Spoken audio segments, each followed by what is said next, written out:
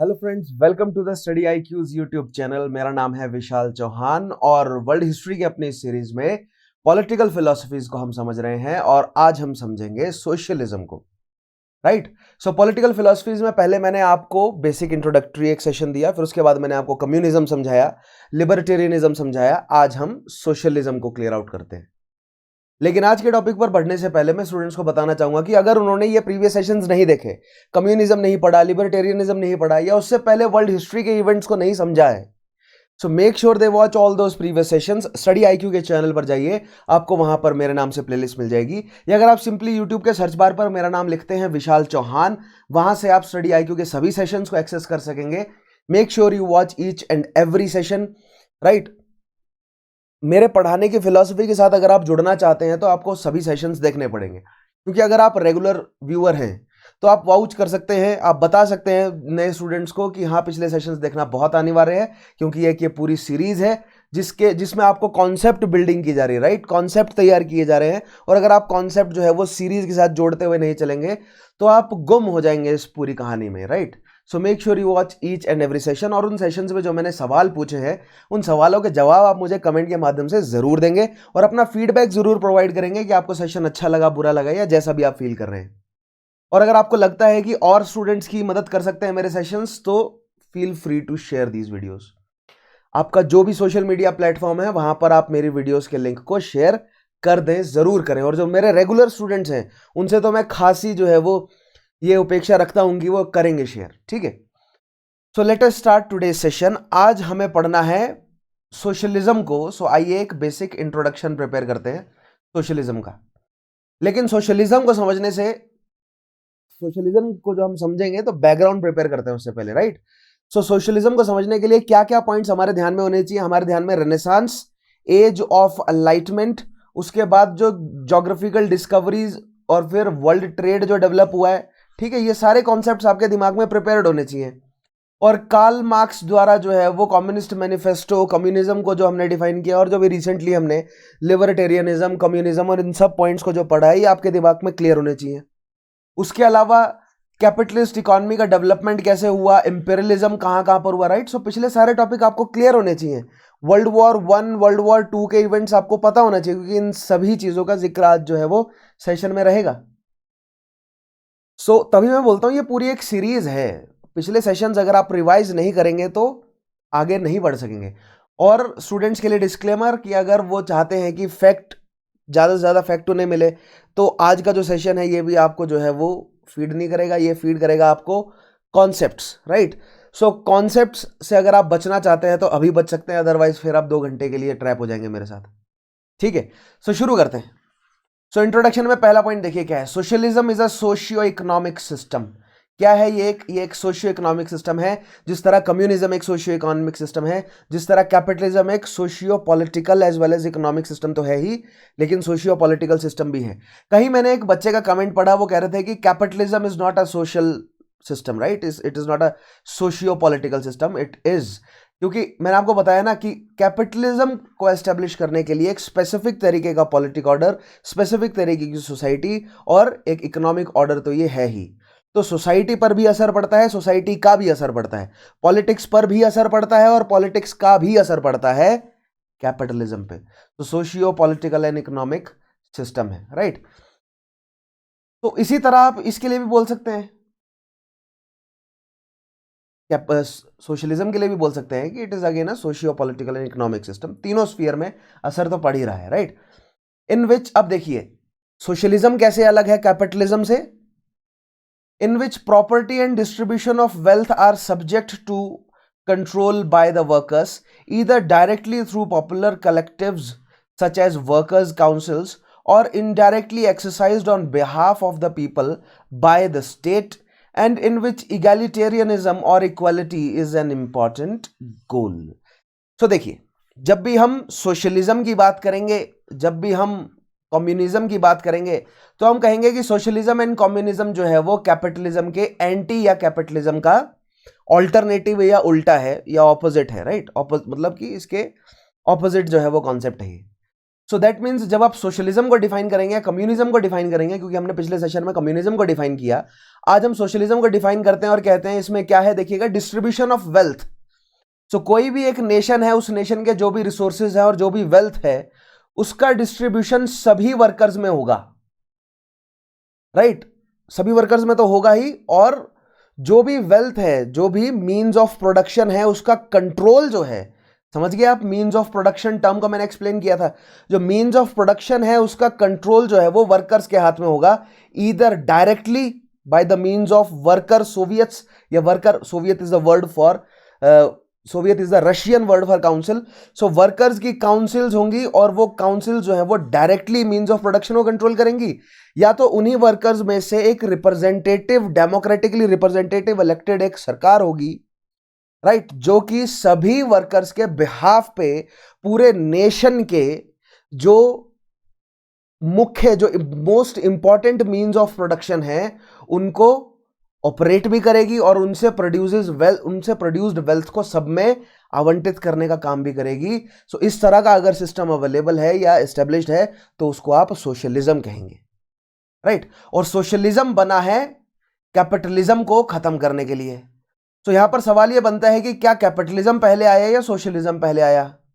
तो जवाब यह बनता है कि बिल्कुल प्रिमिटिव जो societies, according two marks primitive society जो है वो प्रिमिटिव कम्युनिज्म को ही फॉलो कर रहे थे, और सोशलिज्म इज, मतलब सोशलिज्म का एक्सट्रीम वर्जन है कम्युनिज्म।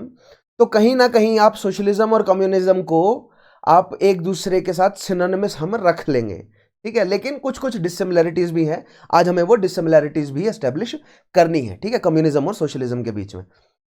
लेकिन according two marks primitive time में कम्युनिज्म था, उसके बाद एंशिएंट टाइम में जो है वो किंग स्लेव्स, मेडिवल में फ्यूडल लॉर्ड्स और उनकी सर्फडम, और मॉडर्न में कैपिटलिस्ट और उनके लेबर्स। तो ये क्या है? ये मीन्स ऑफ प्रोडक्शन है, and this is the relation between किस किस के बीच में? मीन्स ऑफ प्रोडक्शन के बीच में रिलेशन क्या है हमने समझा ये, ठीक है? मोड ऑफ प्रोडक्शन को समझा हमने अलग अलग। तो सोशलिज्म क्या कहता है कि कम्युनिज्म को हटाना है और उसकी जगह एक ऐसा सिस्टम लेकर आना है कि सभी मीन्स ऑफ प्रोडक्शन जो है उसको या तो वर्कर काउंसिल्स चलाए या तो स्टेट चलाए वर्कर्स के बिहाफ पे, ठीक है?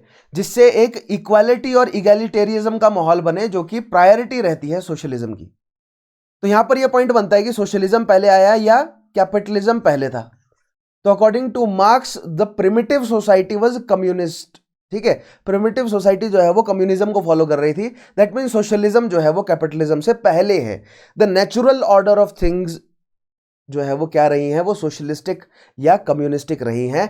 कैपिटलिज्म जो है वो इजाद किया है इंसान ने। जब इंसान ग्रीडी हो गया, शक्ति का भूखा हो गया, तो कैपिटलिज्म जो है वो उसने इजाद कर दिया। कैपिटलिज्म के तहत क्या होता है? प्राइवेटली ओन्ड ऑर्गेनाइजेशंस होती हैं और प्रॉफिट के लिए काम किया जाता है, ठीक है? सोशलिज्म में क्या है? इक्वालिटी और इगैलिटेरिज्म के लिए काम किया जा रहा है, the equal upliftment of society के लिए काम किया जा रहा है, ठीक है? और जो जितने भी रिसोर्सेज हैं, जो भी वेल्थ है, वो वर्कर्स में इक्वली डिस्ट्रीब्यूटेड होनी चाहिए। और कम्युनिज्म थोड़ा आगे बढ़ जाता है। कम्युनिज्म कहता है कि जिसको जितना जरूरी है उसको केवल उतना मिले, और जिसकी जितनी क्षमता है वो केवल उतना ही काम करे, राइट? आगे देखते हैं।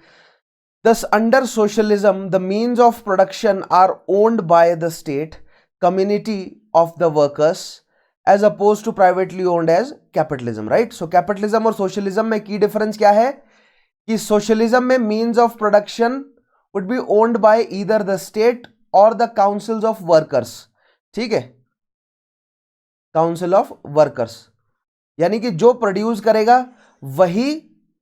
समस्या क्या है? जो भी ये सोशलिस्टिक आइडियोलॉजी या कम्युनिस्ट आइडियोलॉजी है, इनकी कैपिटलिज्म को लेकर समस्या क्या है? तो बेसिक समस्या ये है, क्या है वो? सरप्लस वैल्यू है समस्या, राइट? सरप्लस वैल्यू मैंने आपको समझाया था पिछले सेशंस में, या उसके अलावा आज हम लेबर थियोरी ऑफ वैल्यू भी समझेंगे, ठीक है?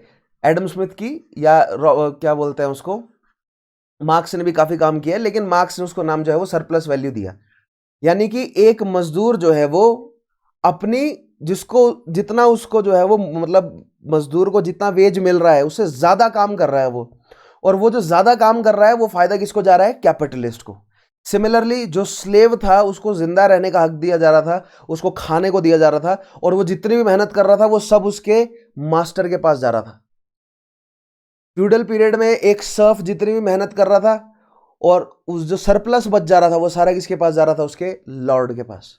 ठीक है, सो हर जगह एक्सप्लॉयटेशन हुआ है और इसी एक्सप्लॉयटेशन को खत्म करने के लिए सोशलिज्म आना अनिवार्य है, जो कि प्रिमिटिव टाइम में था ही। ठीक है, सो देखिएगा, so under socialism means of production are owned by state. ठीक है, सोशलिज्म और कैपिटलिज्म में डिफरेंस आ गया, मीन्स ऑफ प्रोडक्शन का डिफरेंस है। यहां पर सोशलिज्म में mean of production are owned by state और द वर्कर्स काउंसिल्स। ठीक है, अगर छोटे लेवल पर। एंड कैपिटलिज्म में इसके द्वारा प्राइवेट ऑर्गेनाइजेशंस होल्ड करती हैं। ठीक है, यहां पर प्रॉफिट को जोर दिया जाता है, यहां पर इगैलिटेरियनिज्म को जोर दिया जाता है। Communism and socialism, communism and socialism are economic and political structures that promote equality and seek to eliminate social classes. ठीक है, कम्युनिज्म और सोशलिज्म क्या कहते हैं कि सोशल क्लासेस खत्म होनी चाहिए। मैंने आपको कम्युनिज्म समझाया ना, और कम्युनिज्म एक्चुअली सोशलिज्म का एक्सट्रीम रूप है। सोशलिज्म भी यही कहता है कि क्लासलेस सोसाइटी होनी चाहिए, स्टेट नहीं होनी चाहिए। ठीक है, लेकिन मैंने आपको बताया ना, प्रिमिटिव कम्युनिज्म था अकॉर्डिंग टू मार्क्स, उसके बाद एंशियंट में क्या थी? स्लेवरी थी, राइट। मिडिवल टाइम में, फ्यूडल टाइम में कौन थे? सर्फ थे। और मॉडर्न टाइम्स में कौन है? लेबर है, राइट। लेकिन अब उसके बाद जो है वो अंत में क्या आएगा? प्रोलेटरेट की डिक्टेटरशिप, यानी कि कम्युनिज्म फिर से आएगा। लेकिन उसके बीच में जो पीरियड है ना, ट्रांजिशनल जो पीरियड है अकॉर्डिंग टू मार्क्स, वो सोशलिज्म का रहेगा। और सोशलिज्म में, क्योंकि कम्युनिज्म में तो क्लास भी नहीं होगी और स्टेट भी नहीं होगी। ठीक है, सोशलिज्म में क्लास नहीं होगी, कोशिश किया जाएगा कि क्लासलेस सोसाइटी बने, लेकिन राज्य जरूर होगा, ताकि धीरे धीरे, क्योंकि सोशलिज्म जो है वो क्या है? एक ट्रांजिशनल फेज है, और अचानक से जो है वो एनार्की नहीं आ सकती ना, अचानक से स्टेटलेस सोसाइटी नहीं बन सकती। सो सोशलिज्म एक ट्रांजिशन फेज है जहां से धीरे धीरे स्टेटलेस सोसाइटी की तरफ कदम बढ़ेगा। और सोशलिज्म के पैरेलल में जो है वो फिर लिबर्टेरियनिज्म भी चलता है, क्योंकि जैसे सोशलिज्म कहता है कि हम धीरे धीरे स्टेट की शक्ति को कम करेंगे, लिबर्टेरियनिज्म ने भी तो यही कहा कि जो गवर्नमेंट है, जो स्टेट है, उसके पास कम से कम शक्ति होनी चाहिए, और जो जनता है उनके पास ज्यादा से ज्यादा लिबर्टी होनी चाहिए, राइट। सो सोशलिज्म का ज्यादा प्रैक्टिकल रूप जो है वो लिबर्टेरियनिज्म है, या कई जगहों पर सोशलिस्टिक अप्रोच ही है। जैसे भारत की सरकार है, सोशलिस्ट है लेकिन लिबर्टेरियनिज्म को भी फॉलो कर रहा है, हार्डकोर कम्युनिस्ट नहीं है। क्योंकि कम्युनिस्ट तो कह रहा है कि क्लास सिस्टम भी खत्म हो जाएगा, स्टेट सिस्टम भी खत्म हो जाएगा। लेकिन सोशलिज्म क्या कह रहा है कि हम क्लास सिस्टम खत्म करते हैं, स्टेट को खत्म करने के बारे में हम छोटे छोटे मतलब स्टेप्स जो है वो उठा रहे हैं, एक एक करके जो है वो शक्ति हम जनता में बांटते जाएंगे। So it is a transitional phase, right. That is the key difference between socialism and communism. Other than that rest is same. दोनों कैपिटलिज्म को खत्म करना चाहते हैं, दोनों प्रोलेटरेट की डिक्टेटरशिप चाहते हैं, लेकिन socialism is a transitional phase, right, जहां पर सोशलिस्टिक डेमोक्रेटिक स्ट्रक्चर एस्टेब्लिश होंगे, वो एक ट्रांजिशनल फेज है। और फाइनल जो फॉर्म है सोसाइटी की according two marks, that would be the classless and stateless society. That will be an utopia according to Marx, right? और ये सब मार्क्स की कौन सी किताब से पता चलता है हमें? कम्युनिस्ट मैनिफेस्टो से। आज हम 10 कैपिटल को भी डिस्कस करेंगे थोड़ा सा, ठीक है। नेक्स्ट देखिएगा, द टू आर इंटरचेंजेबल। कौन? Communism and socialism. In some ways but different in others. In a communist society, the working class owns everything and everyone works towards the same communal goal. There are no wealthy or poor people, all are equal, and the community distributes what it produces based only on need. So this is communism. Communism क्या कहता है कि कोई class नहीं, कोई society नहीं, मतलब society में कोई क्लास नहीं, कोई ऊंच नहीं, कोई नीच नहीं, कोई गरीब नहीं, कोई अमीर नहीं, सभी बराबर है। एक इंडिविजुअल केवल उतना ही काम करेगा जितना वो कर सकता है, जितनी उसकी क्षमता है, और बदले में उस इंडिविजुअल को उतना ही मिलेगा जितनी उसकी नीड है, सर्वाइवल के लिए जितना उसको जरूरी है। और सभी जो है वो नेचर को एंजॉय करेंगे, नेचर के साथ जो है वो नेचर का एक्सप्लॉयटेशन खत्म करेंगे, और जो डिस्ट्रक्टिव पॉलिसीज रही है कैपिटलिज्म की, कि नेचर की बिल्कुल भी परवाह नहीं करी है, नेचर को सभी एंजॉय करेंगे, and that would be N utopia. ये क्या होगा, एक यूटोपिया होगा। तो this was communism according two marks. और मार्क्स से पहले भी कई कम्युनिस्ट आइडियोलॉजिस्ट इसी तरीके का यूटोपिया जो है वो डिजाइन या डिजायर करके गए हैं। ठीक है, nothing is obtained by working more than what is required.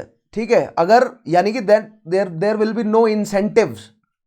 Present day capitalist economy में क्या है, ओवर टाइम करेंगे तो पैसा मिलेगा ज्यादा, ठीक है, कमीशन मिलेगा। So there will be no incentives, that means ज्यादा काम करने का कोई फायदा नहीं है, उतना ही करो जितना जरूरत है। ठीक है, communism frequently results in low production, mass poverty and limited advancements. लेकिन अगर केवल उतना ही किया जाए जितनी जरूरत है, and in the ever growing economic, और खासतौर पर कैपिटलिस्टिक इकोनॉमिक सिस्टम जहां पर भूख जो है वो बढ़ती जा रही है कंज्यूम करने की, नई नई टेक्नोलॉजीज जो है वो डेवलप होती जा रही है। ठीक है, नए नए जो है वो फंक्शंस डेवलप होते जा रहे हैं। फॉर एग्जाम्पल मान लीजिए एक कनाल खोदने का काम चल रहा है। ठीक है, तो एक कम्युनिस्ट आइडियोलॉजी में कहा जाएगा, या एक कम्युनिस्ट जो है वो सरकार क्या करेगी कि सभी लोगों को शवल यानी कि बेलचा जिसे बोलते हैं, सभी लोगों को बेलचा या फावड़ा जो है वो प्रोवाइड कर दिया जाएगा, और वो सभी लोग जो है वो हाथ से खोदेंगे ताकि इन सभी लोगों को एम्प्लॉयमेंट मिल सके। लेकिन क्या ये प्रोडक्टिव होगा? नहीं। ठीक है, इससे प्रोडक्शन नहीं बढ़ेगी तो इकोनॉमी में बूम नहीं आएगा, इकोनॉमी में बूम नहीं आएगी तो पॉवर्टी बढ़ेगी, भूखमरी बढ़ेगी तो मास फेमिन आएगा और कई लोगों की जान जाएगी, जो कि सोवियत यूनियन में भी हुआ, जो कि चाइना में भी हुआ।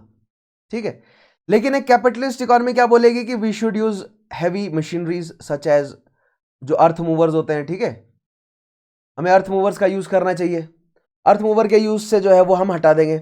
लेकिन अगर अर्थ मूवर यूज होंगे, मान लीजिए 10 अर्थ मूवर यूज हुए, जहां पर 100 लोगों को नौकरी मिल रही थी, अब वहां पर केवल 10 लोगों को नौकरी मिलेगी। प्रोडक्शन तो बढ़ जाएगा लेकिन अनएम्प्लॉयमेंट भी बढ़ेगा। ठीक है, तो फायदा कैपिटलिस्ट को हुआ इससे। तो ये है कम्युनिज्म और कैपिटलिज्म में कॉन्फ्लिक्ट। ठीक है, तो अगर आपको फायदा जनता को ही देना है तो इनको फावड़े क्यों दे रखे, इनको चम्मच दे दो, है ना, कैपिटलिस्ट ये कहेगा। तो इससे प्रोडक्शन और घट जाएगी चम्मच से। तो कम्युनिस्ट आइडियोलॉजी में ये कॉन्फ्लिक्ट है कि इससे प्रोडक्शन घट जाती है, कम्युनिस्ट सिस्टम में प्रोडक्शन घट जाता है, पॉवर्टी बढ़ जाती है।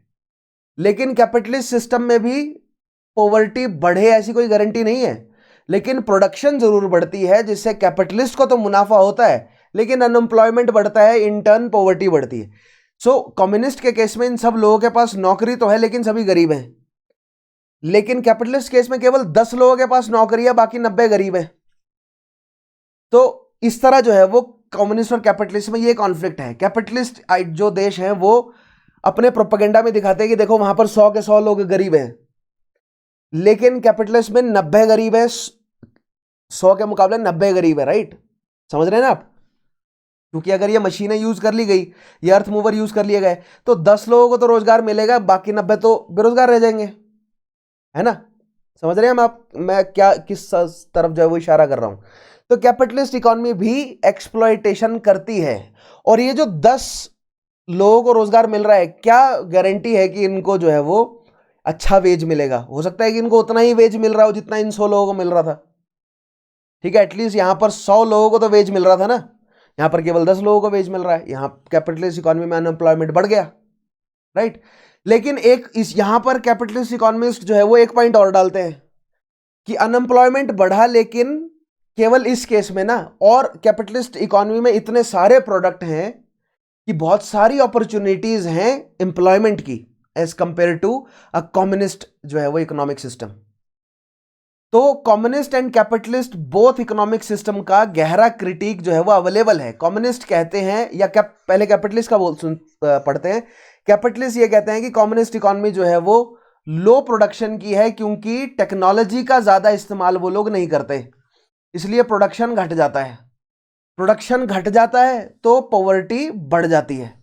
ठीक है, पॉवर्टी बढ़ जाती है तो एडवांसमेंट कम होता है। एडवांसमेंट कम है क्योंकि टेक्नोलॉजिकल एडवांसमेंट यानी कि टेक्नोलॉजीज डेवलप नहीं की गई।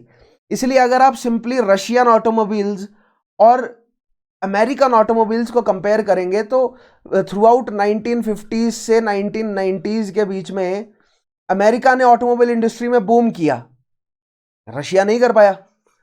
ठीक है, इसीलिए अमेरिका की जो कैपिटलिस्ट इकोनॉमी है वहां पर टेक्नोलॉजी बहुत डेवलप हुई, तो जिन लोगों को रोजगार मिला उनको वेज भी अच्छा मिला, लेकिन टेक्नोलॉजी के बहुत तेजी से बढ़ जाने से रोजगार कटे भी, अनएम्प्लॉयमेंट भी हुआ। लेकिन कई सारे प्रोडक्ट्स आ जाने की वजह से, कई सारी तरह की प्रोडक्शन लाइंस या मतलब प्रोडक्ट तैयार हो जाने की वजह से उन अनएम्प्लॉयड लोगों को रोजगार की नई अपॉर्चुनिटीज भी मिली। सो दोनों side, capitalist as well as communist, दोनों साइड जो है वो प्रोज एंड कॉन्स हमारे पास अवेलेबल है। तो हमें एक बैलेंस जो है वो, एक बैलेंस एनालिसिस क्रिएट करना है। That is the whole procedure of analysis ना, कि आपको प्रोज एंड कॉन्स दोनों देखने हैं, कॉन्स में से भी आपको पॉइंट्स निकालने हैं, प्रोज में से भी, ठीक है। नाउ नेक्स्ट चीज देखिएगा, poverty spread so widely in Soviet Union in the 1980s that its citizens revolted, ठीक है, सिटीजन्स रिवॉल्टेड। सो 1980s में खास तौर पे 85 के बाद शक्ति में कौन आया था यूएसएसआर में? कमेंट में तुरंत नाम बताइएगा उस प्रीमियर का, ठीक है। और यहां से जो है वो नजर आ गया था कि धीरे धीरे यूएसएसआर या सोवियत यूनियन जो है वो डिसॉल्व होने वाला है, क्योंकि जनता ने रिवॉल्ट कर दिया था। क्यों? क्योंकि भुखमरी बहुत फैल गई थी, मिलियंस में, स्टालिन के टाइम में भी मिलियंस में लोग मरे थे, ठीक है। Like communism, main focus of socialism is on equality, but workers earn wages they can spend as they choose, while the government not citizens owns and operates the means of production। देखिए अब यहां पर socialism और communism में थोड़ा सा difference देखते हैं।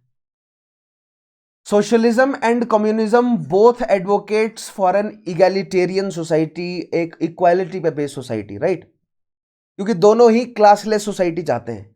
इनफैक्ट सोशलिज्म जो है वो ट्रांजिशनल है, अंत में कम्युनिज्म आएगा अकॉर्डिंग टू मार्क्स। सो सोशलिज्म जो है वो क्या कर रहा है, पहले क्लासलेस सोसाइटी बनाएगा, फिर धीरे धीरे स्टेटलेस सोसाइटी बनाएगा। जब पहले क्लासलेस सोसाइटी आएगी, that will be achieved in socialism, फिर धीरे धीरे स्टेटलेस सोसाइटी बन जाएगी, that will be the communism, ठीक है।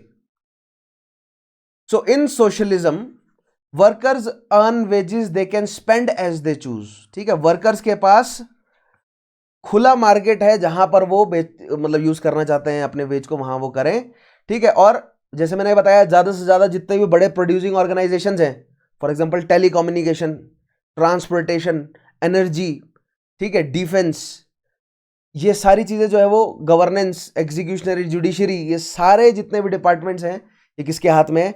स्टेट के हाथ में, ठीक है। सो ये जितने भी मीन्स ऑफ प्रोडक्शन है, ये किसके हाथ में? स्टेट के हाथ में, सिटीजन के हाथ में नहीं है। So this is common for both socialism as well as communism, right.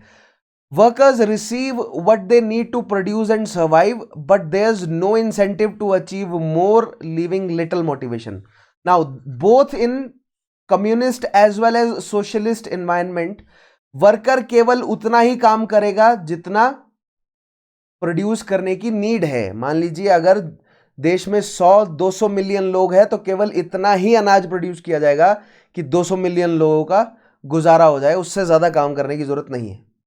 तो ये जो आइडियोलॉजी ना, ये बहुत खतरनाक है, क्योंकि एक ऐसी इकोनॉमी, एक पूरा ऐसा ग्लोबल इकोनॉमिक सिस्टम जो कि बहुत फ्रेजाइल है, वहां पर अगर आपके पास सरप्लस बैकअप प्लान्स नहीं है, तो जैसे ही इकोनॉमिक डाउनफॉल आएगा तो आपके पास जो है वो आप फंस जाएंगे, ठीक है, जिससे आपकी जनता जो है भुखमरी का शिकार हो जाएगी, जो कि कम्युनिस्ट चाइना में भी हुआ, जो कि कम्युनिस्ट सोवियत यूनियन में भी हुआ, जो कि कई इनके सैटेलाइट स्टेट्स में भी हुआ, कि वो केवल इतना ही प्रोड्यूस कर रहे थे जितनी इनको जरूरत है। लेकिन जब 70s का ऑयल क्राइसिस आया, राइट, पूरी दुनिया में जो है वो तराही मच गई, ऑयल था नहीं, प्रोडक्शन हो नहीं पा रहा था, बैकअप था नहीं, भूखे मर गए लोग, ठीक है। सो सरप्लस ना होने की वजह से भी बहुत घाटा होता है कम्युनिज्म में, और कम्युनिज्म कहता है कि सरप्लस करने की कोई जरूरत ही नहीं है, केवल उतना ही प्रोड्यूस करो जितना जरूरी है, ठीक है।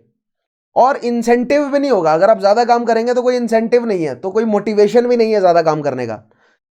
सरकारी दफ्तर में आप जाते हैं, किसी सरकारी बैंक में जाइएगा, एसबीआई में, है ना, एसबीआई में जब हम जाते हैं, सरकारी बैंक में जाते हैं, तो एक जोक चलता है ना, एक मीम चलता है एसबीआई को लेकर कि move to the next counter, right, कि अभी लंच का टाइम है, बाद में आना। तो वो सरकारी, मतलब समझ रहे हैं आप, क्लर्क वहां पर बैठे हैं, वो ज्यादा टेंशन नहीं लेते। अगर आप उसके मुकाबले किसी प्राइवेट बैंक में जाएंगे, एचडीएफसी में, ठीक है, आईडीएफसी में, आईडीबीआई में, जो जितने प्राइवेट बड़े बड़े बैंक हैं उनमें जाएंगे आप, वहां पर जाते ही आपको जो है वो एसी में होगा, एसी होगा सबसे पहले तो, ठीक है, तुरंत पानी आपसे पूछ लेंगे, वो चाय कॉफी पिलाएंगे, आपको बिठाएंगे, प्यार से बात करेंगे, सारी ग्रीवियंस सुनेंगे आपकी, ठीक है, आपकी आपकी समस्याओं का हल करने की जेन्युइन कोशिश करेंगे वो, ठीक है, मतलब in most of the cases. ऐसा क्यों है? क्योंकि इन प्राइवेटली हेल्ड बैंक्स में उन जितने भी वर्कर्स हैं उनके ऊपर एक प्रेशर है कि अपने कस्टमर्स को सेटिस्फेक्शन देना है, और अगर आप जितना सेटिस्फाई करते हैं कस्टमर को अपने, उतना आपको इंसेंटिव मिलेगा। तो यहां पर इंसेंटिव का लालच है, नौकरी से निकाले जाने का डर है। वेयर एज एक स्टेट हेल्ड ऑर्गेनाइजेशन में ना ही इंसेंटिव का लालच है, क्योंकि इस एसबीआई के पीओ को पता है कि 6 साल बाद प्रमोशन आने वाली है, तब तक यही सैलरी रहेगी, काम करूं ना करूं, जैसा मर्जी काम करूं, सैलरी तो इतनी मिलनी है। लोग हम, क्योंकि देखिए इनकी गलती भी नहीं होती, क्योंकि they are heavily understaffed, they are always heavily understaffed. किसी भी गवर्नमेंट डिपार्टमेंट में जाएंगे आप, वहां पर स्टाफ की कमी ही मिलेगी आपको। तो वो लोग ऑलरेडी बहुत फ्रस्ट्रेटेड होते हैं कि यार इतनी सी सैलरी, मुझे इतना ज्यादा काम है, और किसी प्राइवेट बैंक में, ठीक है, इस काम के बहुत ज्यादा पैसे मिलते हैं, राइट। तो वो अपने आप को उस प्राइवेट बैंक के साथ कंपेयर करता है कि हम भी काम नहीं करेंगे, राइट। तो गलती इनकी भी नहीं है, गलती इनकी है भी, ठीक है, निष्ठा से काम नहीं करते। और दूसरी चीज ये है कि इनके ऊपर वर्कलोड इतना होता है कि वो जो निष्ठा होती है वो पहले 6 महीने में खत्म हो जाती है, ठीक है।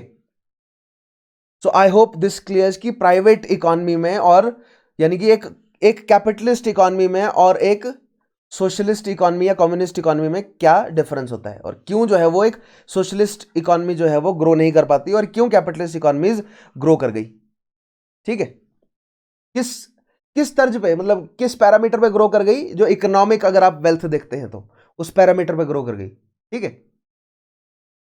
The term socialism is variously attributed to Pierre लेरो, फ्रेंच हैं, और to Marie Roch Louis Reybaud, ये भी फ्रेंच हैं, रॉबर्ट ओवन, ये ब्रिटिश हैं, ठीक है, in the mid 19th century.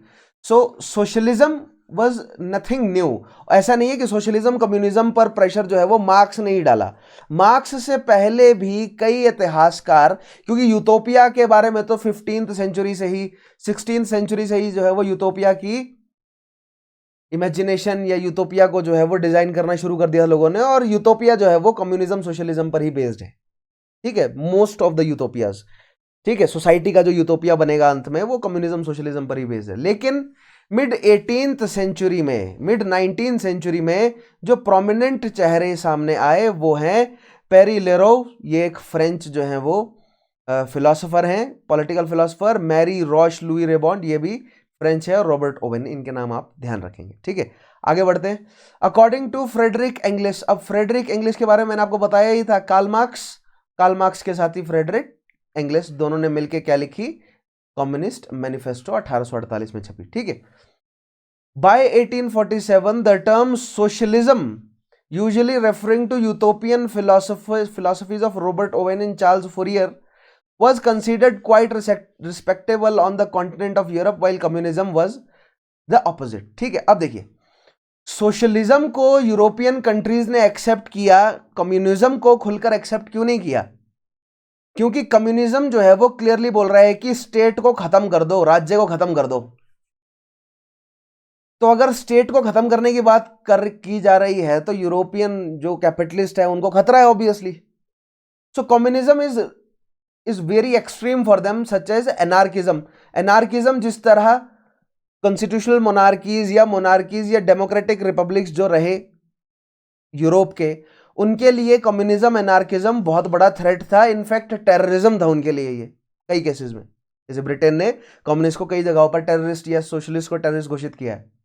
Where as जो सोशलिज्म है, सोशलिज्म जो है वो थोड़ा सा विनम्र है। सोशलिज्म कहता है कि चलो स्टेट रख लेते हैं, स्टेट को नहीं खत्म करते, लेकिन प्राइवेट होल्डिंग्स को खत्म कर देंगे हम। तो यहां पर स्टेट के लिए जो सोशलिज्म की विनम्रता है, तो इस विनम्रता को मानकर जो सोशलिज्म है उसको यूरोपियन जो मतलब अथॉरिटीज हैं उन्होंने एटलीस्ट इतना ब्रूटली ट्रीट नहीं किया जैसे उन्होंने कम्युनिस्ट को ट्रीट किया। क्योंकि कार्ल मार्क्स को बर्लिन से निकाला गया, फिर पेरिस से निकाला गया, ब्रसल्स से निकाला गया, कार्ल मार्क्स जो है वो कहीं भी टिक नहीं सके। सिमिलरली जो रशियन रेड आर्मीज हैं, रशियन कम्युनिस्ट हैं, उनको बहुत बुरी तरीके से जो है वो सप्रेस करने की कोशिश की गई, इटली में भी, फ्रांस में भी और ब्रिटेन में भी। और यूएस ने तो कौमी फियर इतना भयंकर फैलाया कि कम्युनिज्म तो यूएस ने टेररिज्म घोषित कर रखा है, right.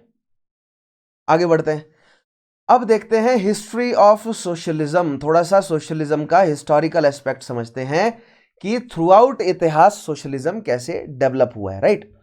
Now certain elements of socialist thought long predate the socialist ideology that emerged in the first half of the 19th century. So socialist ideology या socialist term use होने से पहले जो socialist thought है, क्योंकि बेसिकली ये है तो एक आइडिया ही कि सोसाइटी किस तरह काम करनी चाहिए, राइट।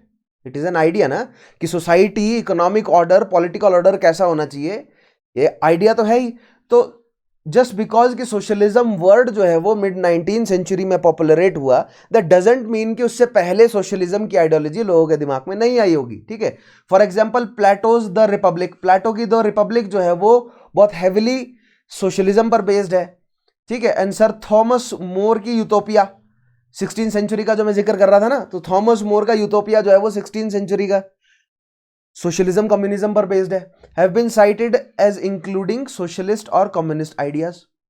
तो ancient as well as early modern या रेनेसांस और एज ऑफ एनलाइटमेंट का जो पीरियड है, यहाँ के जो फिलोसफर्स हैं वो भी सोशलिज्म और कम्युनिज्म को फेवर करते हुए नजर आए हैं। तो सोशलिज्म और कम्युनिज्म कोई नई आइडियोलॉजी नहीं है, ये पुरानी आइडियोलॉजी है। और ये कॉमन सेंस बनता है कि भैया जनता को ही दे दो जब सब हक जनता का है। सुना आपने गाना, ये वो सोशलिज्म को डिफाइन करता है बेसिकली, ठीक है। नाउ रोटी मूवी से है, those who don't know, Rajesh Khanna was the actor, Rajesh Khanna and Mumtaz actress रही है उसमें। Roti, nice movie. Modern socialism emerged in early 19th century Britain and France from a diverse array of doctrines and social experiments, largely as a reaction or protest against some of the excesses of 18th and 19th century capitalism. अब देखिए, जो global discoveries हैं वो शुरुआत करी पुर्तगालियों ने। सो पहले पुर्तगाली जो हैं वो पूरी दुनिया में छा गए, मतलब ब्लू वाटर पॉलिसी, तुरंत बताएंगे किस पुर्तगाली गवर्नर की, ठीक है, कमेंट में। सो ब्लू वाटर पॉलिसी के तहत पूरा जो है वो उन्होंने समंदर पे कंट्रोल कर लिया, लेकिन धीरे धीरे ब्रिटेन की नेवी जो है वो स्ट्रांग होती गई। ब्रिटेन और फ्रांस जो है वो फिर वो नई कंटेस्टिंग शक्तियों के रूप में उभर कर आए, ठीक है, यूरोप में।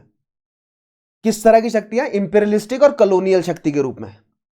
तो इन्होंने क्या किया, इन्होंने मर्केंटाइल इकोनॉमी डिवाइस करी और ज्यादा से ज्यादा कॉलोनीज को एक्सप्लॉइट किया। और इवेंचुअली ब्रिटेन के जो भी कैपिटलिस्ट थे, जो कि मर्केंटाइल कैपिटलिस्ट थे, उन्होंने अपने प्रॉफिट को 2 दुगनी 4 दुगनी करने के लिए जो मीन्स ऑफ प्रोडक्शन है उनको मैनुअल से मशीन में कन्वर्ट कर दिया, ठीक है। सो मशीन का जब इजाद हुआ तो इंडस्ट्रियल रेवोल्यूशन ब्रिटेन में आया। तो इंडस्ट्रियल रेवोल्यूशन से कैपिटलिज्म को और ज्यादा जो है वो पुश मिला। दैट मीन्स कैपिटलिज्म को पुश मिल रहा है तो एक्सप्लॉयटेशन किसका बढ़ रहा है? लेबर का। सो 18th सेंचुरी और 19th सेंचुरी में इंडस्ट्रियल रेवोल्यूशन को जैसे जैसे बूम मिलता गया, ब्रिटेन से शुरू होकर यूएस में गया, फ्रांस में आया, वैसे वैसे लेबर्स का एक्सप्लॉयटेशन बढ़ता गया। जैसे जैसे लेबर्स का एक्सप्लॉयटेशन बढ़ता गया तो उनके राइट्स के लिए जो है वो मूवमेंट शुरू हुई। तो लेबर्स के राइट्स के लिए, कैपिटलिज्म को कंट्रोल करने के लिए और एक egalitarian social economic order establish करने के लिए कई पॉलिटिकल फिलोसफर्स उभर कर आए जिन्होंने फिलॉसफी दी सोशलिज्म की, ठीक है। और ब्रिटेन एंड फ्रांस से आप एग्जांपल उठाएंगे क्योंकि यूरोप में इंडस्ट्रियल रेवोल्यूशन की शुरुआत ब्रिटेन से हुई और फिर मेनलैंड यूरोप में फ्रांस में एंटर किया, ठीक है, और अमेरिकाज में ऑब्वियसली यूएस में, राइट। आगे बढ़ते हैं। Early 19th century socialist thought was largely utopian in nature, followed by more pragmatic and revolutionary socialist and communist movements in the late 19th century. So जो शुरुआती 19th century के थे उनको जिंदा रहना था, अदरवाइज उनको मार देंगे। तो वो केवल बोलते थे कि ऐसा कर देंगे, वैसा कर देंगे, एक यूटोपिया बनाएंगे, बन सकता है, थ्योरीज दे रहे थे वो। उन थ्योरीज को प्रैक्टिकली अचीव करने का कुछ जो है वो उन्होंने माध्यम नहीं बताया था। लेकिन जैसे जैसे मिड 19th सेंचुरी आती गई, मार्क्स और मार्क्स के साथी लोग जो है वो एक्टिव होते गए यूरोप में, सो एक और जैसे उन्होंने बनाया था ना, मतलब क्या बोलते हैं, कम्युनिज्म, यूरोप की एक पूरी एक ऑर्गेनाइजेशन बनाई थी, एक फेडरेशन बनाई थी कम्युनिज्म की, वो पूरे यूरोप में एक्टिव होती गई और उन्होंने बोला कि रेवोल्यूशन, उन्होंने फिर रेवोल्यूशन पर जोर डाला। यहां से सरकारों की आंखें खुलनी शुरू हुई कि रेवोल्यूशन यानी कि हिंसा, हिंसा यानी कि ऐसा ना हो कि जनता जो है वो, जिस जनता को हम पिछले 200 सालों से एक्सप्लॉइट कर रहे हैं, नॉट जस्ट 200, उससे भी पहले से हजारों सालों से एक्सप्लॉइट कर रहे हैं, वो ऐसा ना हो कि हमें हमारे फेबुलस एक्स्ट्रावेगेंजा घरों से जो है वो घसीट के बाहर लाए और सड़कों पे पीटे। ठीक है, तो जैसे जैसे कम्युनिज्म जो है वो स्ट्रांग होता गया और उनकी प्रैक्टिकल बातें कि रेवोल्यूशन करके, कि करके होगा, बोल के नहीं होगा, ठीक है, करना पड़ेगा आपको, रेवोल्यूशन लानी पड़ेगी, और इस तरह के सोशलिस्ट और कम्युनिस्ट मूवमेंट जो है वो सड़कों पर उतर आए जब, और उनको जो है वो बैकअप मिलने लगा, अन्य सरकारों ने, यूएसएसआर ने सपोर्ट करना शुरू कर दिया धीरे धीरे, मतलब वो 20वीं सेंचुरी की बात है, लेकिन अन्य लोग कॉलोनीज से, भारत से सपोर्ट आने लगा, ठीक है, साउथ अमेरिका से सपोर्ट आने लगा, एशिया के, साउथ ईस्ट एशिया से सपोर्ट आने लगा इन कम्युनिस्ट सोशलिस्ट आइडियोलॉजीज को। तो जो कैपिटलिस्ट लोग हैं उनकी आंखें खुली और उन्होंने धीरे धीरे जो है वो सोशलिज्म को कंट्रोल में लाने की कोशिश करी। और अगर आप किसी को सप्रेस करते हैं तो यानी कि आप डायरेक्टली इनडायरेक्टली एक्सेप्ट कर रहे हैं उस शक्ति का थ्रेट, और अगर ये थ्रेट जग को दिख गया, जनता को दिख गया, तो उसकी पावर मल्टीफोल्ड बढ़ जाती है। तो कम्युनिज्म की शक्ति इसीलिए धीरे धीरे बढ़ी, क्योंकि कैपिटलिज्म को जो डर है कम्युनिज्म का, वो जनता को दिखना शुरू हो गया और उसको बढ़ चढ़कर दिखाया और समझाया कम्युनिस्ट जो है वो नेताओं ने, जैसे कि कार्ल मार्क्स, एंगेल्स और उनकी किताबें दस कैपिटल और कम्युनिस्ट मैनिफेस्टो, और फिर बाद में लेनिन ने प्रोपेगेट किया। समझ रहे हैं आप? जो शुरुआती अर्ली 19 सेंचुरी के जो सोशलिस्ट है वो यूटोपिया की बात कर रहे थे, वो कुछ प्रैक्टिकल बात नहीं कर रहे थे। लेकिन mid 19 century and later 19 century के जो सोशलिस्ट और कम्युनिस्ट लीडर्स हैं, जैसे कि कार्ल मार्क्स और एंगेल्स, इन्होंने लॉजिकल, प्रैक्टिकल जो है वो अप्रोच प्रोवाइड करी, एक पूरा रास्ता दिखाया कि कैसे सोशलिज्म और कम्युनिज्म को अचीव करना है। ठीक है, आगे बढ़ते हैं। Social critics in the late 18th century and early 19th century such as Robert Owen, Charles Fourier, Pierre Joseph Proudhon, Louis Blanc, अच्छा 2 बार लिख दिया Louis Blanc, and Henry de Saint-Simon criticized the excess of poverty and inequality of the Industrial Revolution and advocated reforms such as egalitarian distribution of wealth and transformation of society into small utopian communities in which private property was to be abolished. तो 18th century और early 19th century, जो मैंने बोला ना, जो शुरू में लोग केवल क्रिटिसाइज कर रहे थे, केवल वर्बली क्रिटिसाइज कर रहे थे, कोई प्रैक्टिकल, कोई प्रैग्मेटिक उन्होंने तरीका नहीं बताया था, तो उसका एग्जांपल है Robert Owen, Charles Fourier, Pierre Joseph Proudhon, Louis Blanc, ठीक है, हेनरी दे सेंट सिमोन। तो ये सब जो फिलोसोफर्स हैं, इन्होंने थ्योरीज दी कि यूटोपिया डेवलप करो, ठीक है, इगैलिटेरियन डिस्ट्रीब्यूशन ऑफ वेल्थ करो, लेकिन कोई ठोस प्लान नहीं बताया। ठोस प्लान जो है वो मार्क्स ही बता सके, या उनके जो पूरा ग्रुप था उन्होंने ही एक ठोस प्लान क्रिएट किया कि कैसे ये यूटोपिया अचीव किया जाएगा। आगे देखिए, some socialist religious movements, history पढ़ रहे हैं हम, ठीक है, किसकी? सोशलिज्म की। So early 18th, later 18th century और अर्ली 19th सेंचुरी में जब धीरे धीरे इंडस्ट्रियलाइजेशन ने पीक पकड़ा, तो उसके खिलाफ सबसे पहले बोलने वाले आए, फिर धीरे धीरे इवेंचुअली करने वाले आए। ठीक है, तो बोलने वालों में से हमने उनका नाम देख लिया कौन कौन है। अब अमेरिका में देखते हैं क्या हो रहा था। Socialist religious movement such as Shakers in America also date from this period, as does the Chartist movement for political and social reforms in United Kingdom, possibly the first mass working class movement in the world.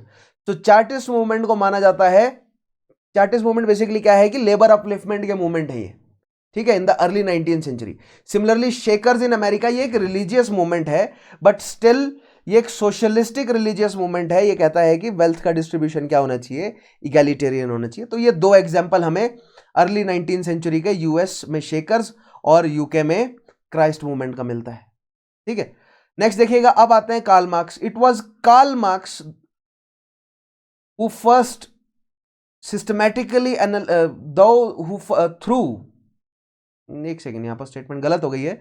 It was Karl Marx who first employed systematic analysis, ये नहीं होगा, who first employed systematic analysis, sometimes known as scientific socialism, in an ambitious attempt to expose capitalism's contradictions and the specific mechanism by which it exploits and alienates. So Karl Marx की पहली कृति, Karl Marx ने कई pamphlet छापे, कई ऐसे लिखे, कई articles लिखे, क्योंकि कार्ल मार्क्स पहले ही मतलब यूनिवर्सिटी से ग्रेजुएट होते ही उन्होंने जो है वो अखबार में एडिटिंग करनी शुरू कर दी थी, तो वो काफी रेडिकल जो है वो आर्टिकल्स लिखते आए थे। लेकिन उनकी जो एक बहुत मतलब सबसे पहली बड़ी सक्सेसफुल पब्लिकेशन थी वो थी कम्युनिस्ट मैनिफेस्टो।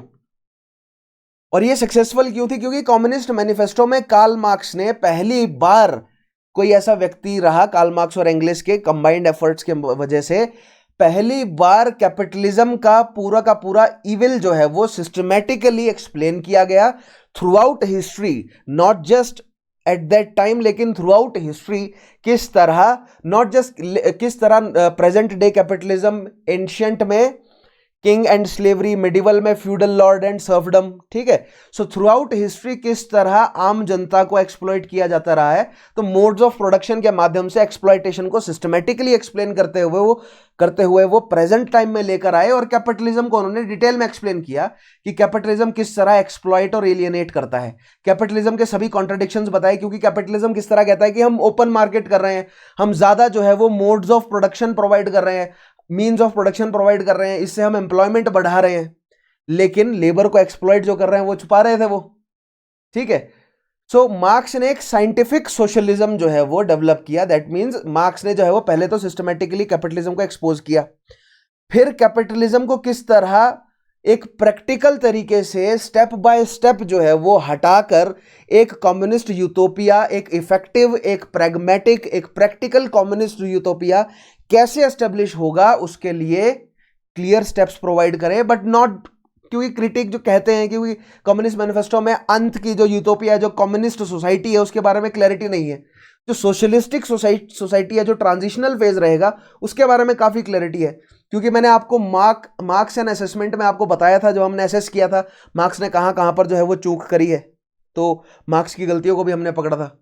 लेकिन मार्क्स ने पहले कैपिटलिज्म की गलतियों को पकड़ा और दुनिया को बताया। जैसे दादा भाई नौरोजी ने भारत में जो ड्रेन ऑफ वेल्थ की जो थ्योरी है वो दी थी, और पूरे भारत को और इनफैक्ट पूरी दुनिया को बताया था कि किस तरह जो ब्रिटेन है वो भारत से वेल्थ को सिस्टमेटिकली एक्सप्लॉइट करके, या भारत की जो है वो पूरी वेल्थ को एग्जॉस्ट किया उन्होंने। तो वही कुछ काम जो है वो यूरोप में बैठे बैठे मार्क्स ने किया कैपिटलिज्म के खिलाफ। समझे? आगे बढ़ते हैं। His ambitious work Das Capital, अब दूसरा उसका बड़ा काम आता है मार्क्स का, Das Capital, the first volume of which was published in 1867। अब कम्युनिस्ट मैनिफेस्टो में वो क्लियरली बता नहीं सके जो यूटोपिया बनेगा वो, मतलब यूटोपिया अचीव हम करेंगे वो कैसे काम करेगा, लेकिन Das Capital में उन्होंने एक्सप्लेन किया। Das Capital ये एक जर्मन वर्ड है, इसका मतलब है the capital, right. So Das Capital में इन्होंने एक्सप्लेन किया कि पैसा काम कैसे कर रहा है, क्योंकि कम्युनिस्ट मैनिफेस्टो के जो क्रिटिक आए उसमें ये बोला गया, क्रिटिक्स ने कहा कि आपने कैपिटलिज्म को समझा तो दिया लेकिन पूरा इकोनॉमिक ऑर्डर जो है वो डिटेल में समझाइए। तो उन्होंने Das Capital लिखी। चलो मैं आपको पूरे बिजनेस बाय बिजनेस समझाता हूँ, कॉटन इंडस्ट्री कैसे काम कर रही है, ठीक है, सॉल्ट इंडस्ट्री कैसे काम कर रही है, फिशरीज कैसे काम कर रही है, ऑयल इंडस्ट्री कैसे काम कर रही है, स्लेव इंडस्ट्री कैसे काम कर रही है। तो Das Capital में मार्क्स ने कैपिटलिज्म को industry by industry, continent by continent, company by company जो है वो एक्सप्लेन किया, ठीक है। With 2 more edited and published after his death by Frederick Engels, फिर बाकी 2 जो है वो एडिट और मतलब उसमें कुछ जो है वो चेंजेस करके इवेंचुअली जो फ्रेडरिक एंगेल्स की मतलब कंटिन्यू स्टडी है ना ह्यूमैनिटीज जो है वो, आज आप कुछ समझ रहे हैं, आज आपकी कुछ समझ है, 5-10 दिन बाद कोई नया कॉन्सेप्ट पता चल जाएगा तो फिर से समझ डेवलप हो जाएगी। तो एंगेल्स को धीरे धीरे जैसे पता चलता रहा, उन्होंने Das Capital के 2 और एडिशंस निकाले। is modeled to some extent on Adam Smith's Wealth of Nations, one of the cornerstone of capitalist history।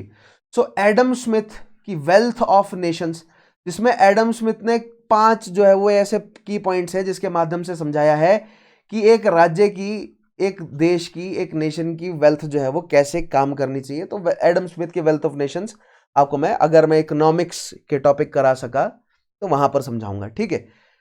In it, he transformed Smith's labor theory of value into his own characteristic laws of value, that the exchange of value of a commodity is actually independent of the amount of labor required to appropriate its useful qualities, and reveals how commodity fetishism obscures the reality of capitalist society. अब यहां पर काफी जो है वो important concept आ गया, ठीक है।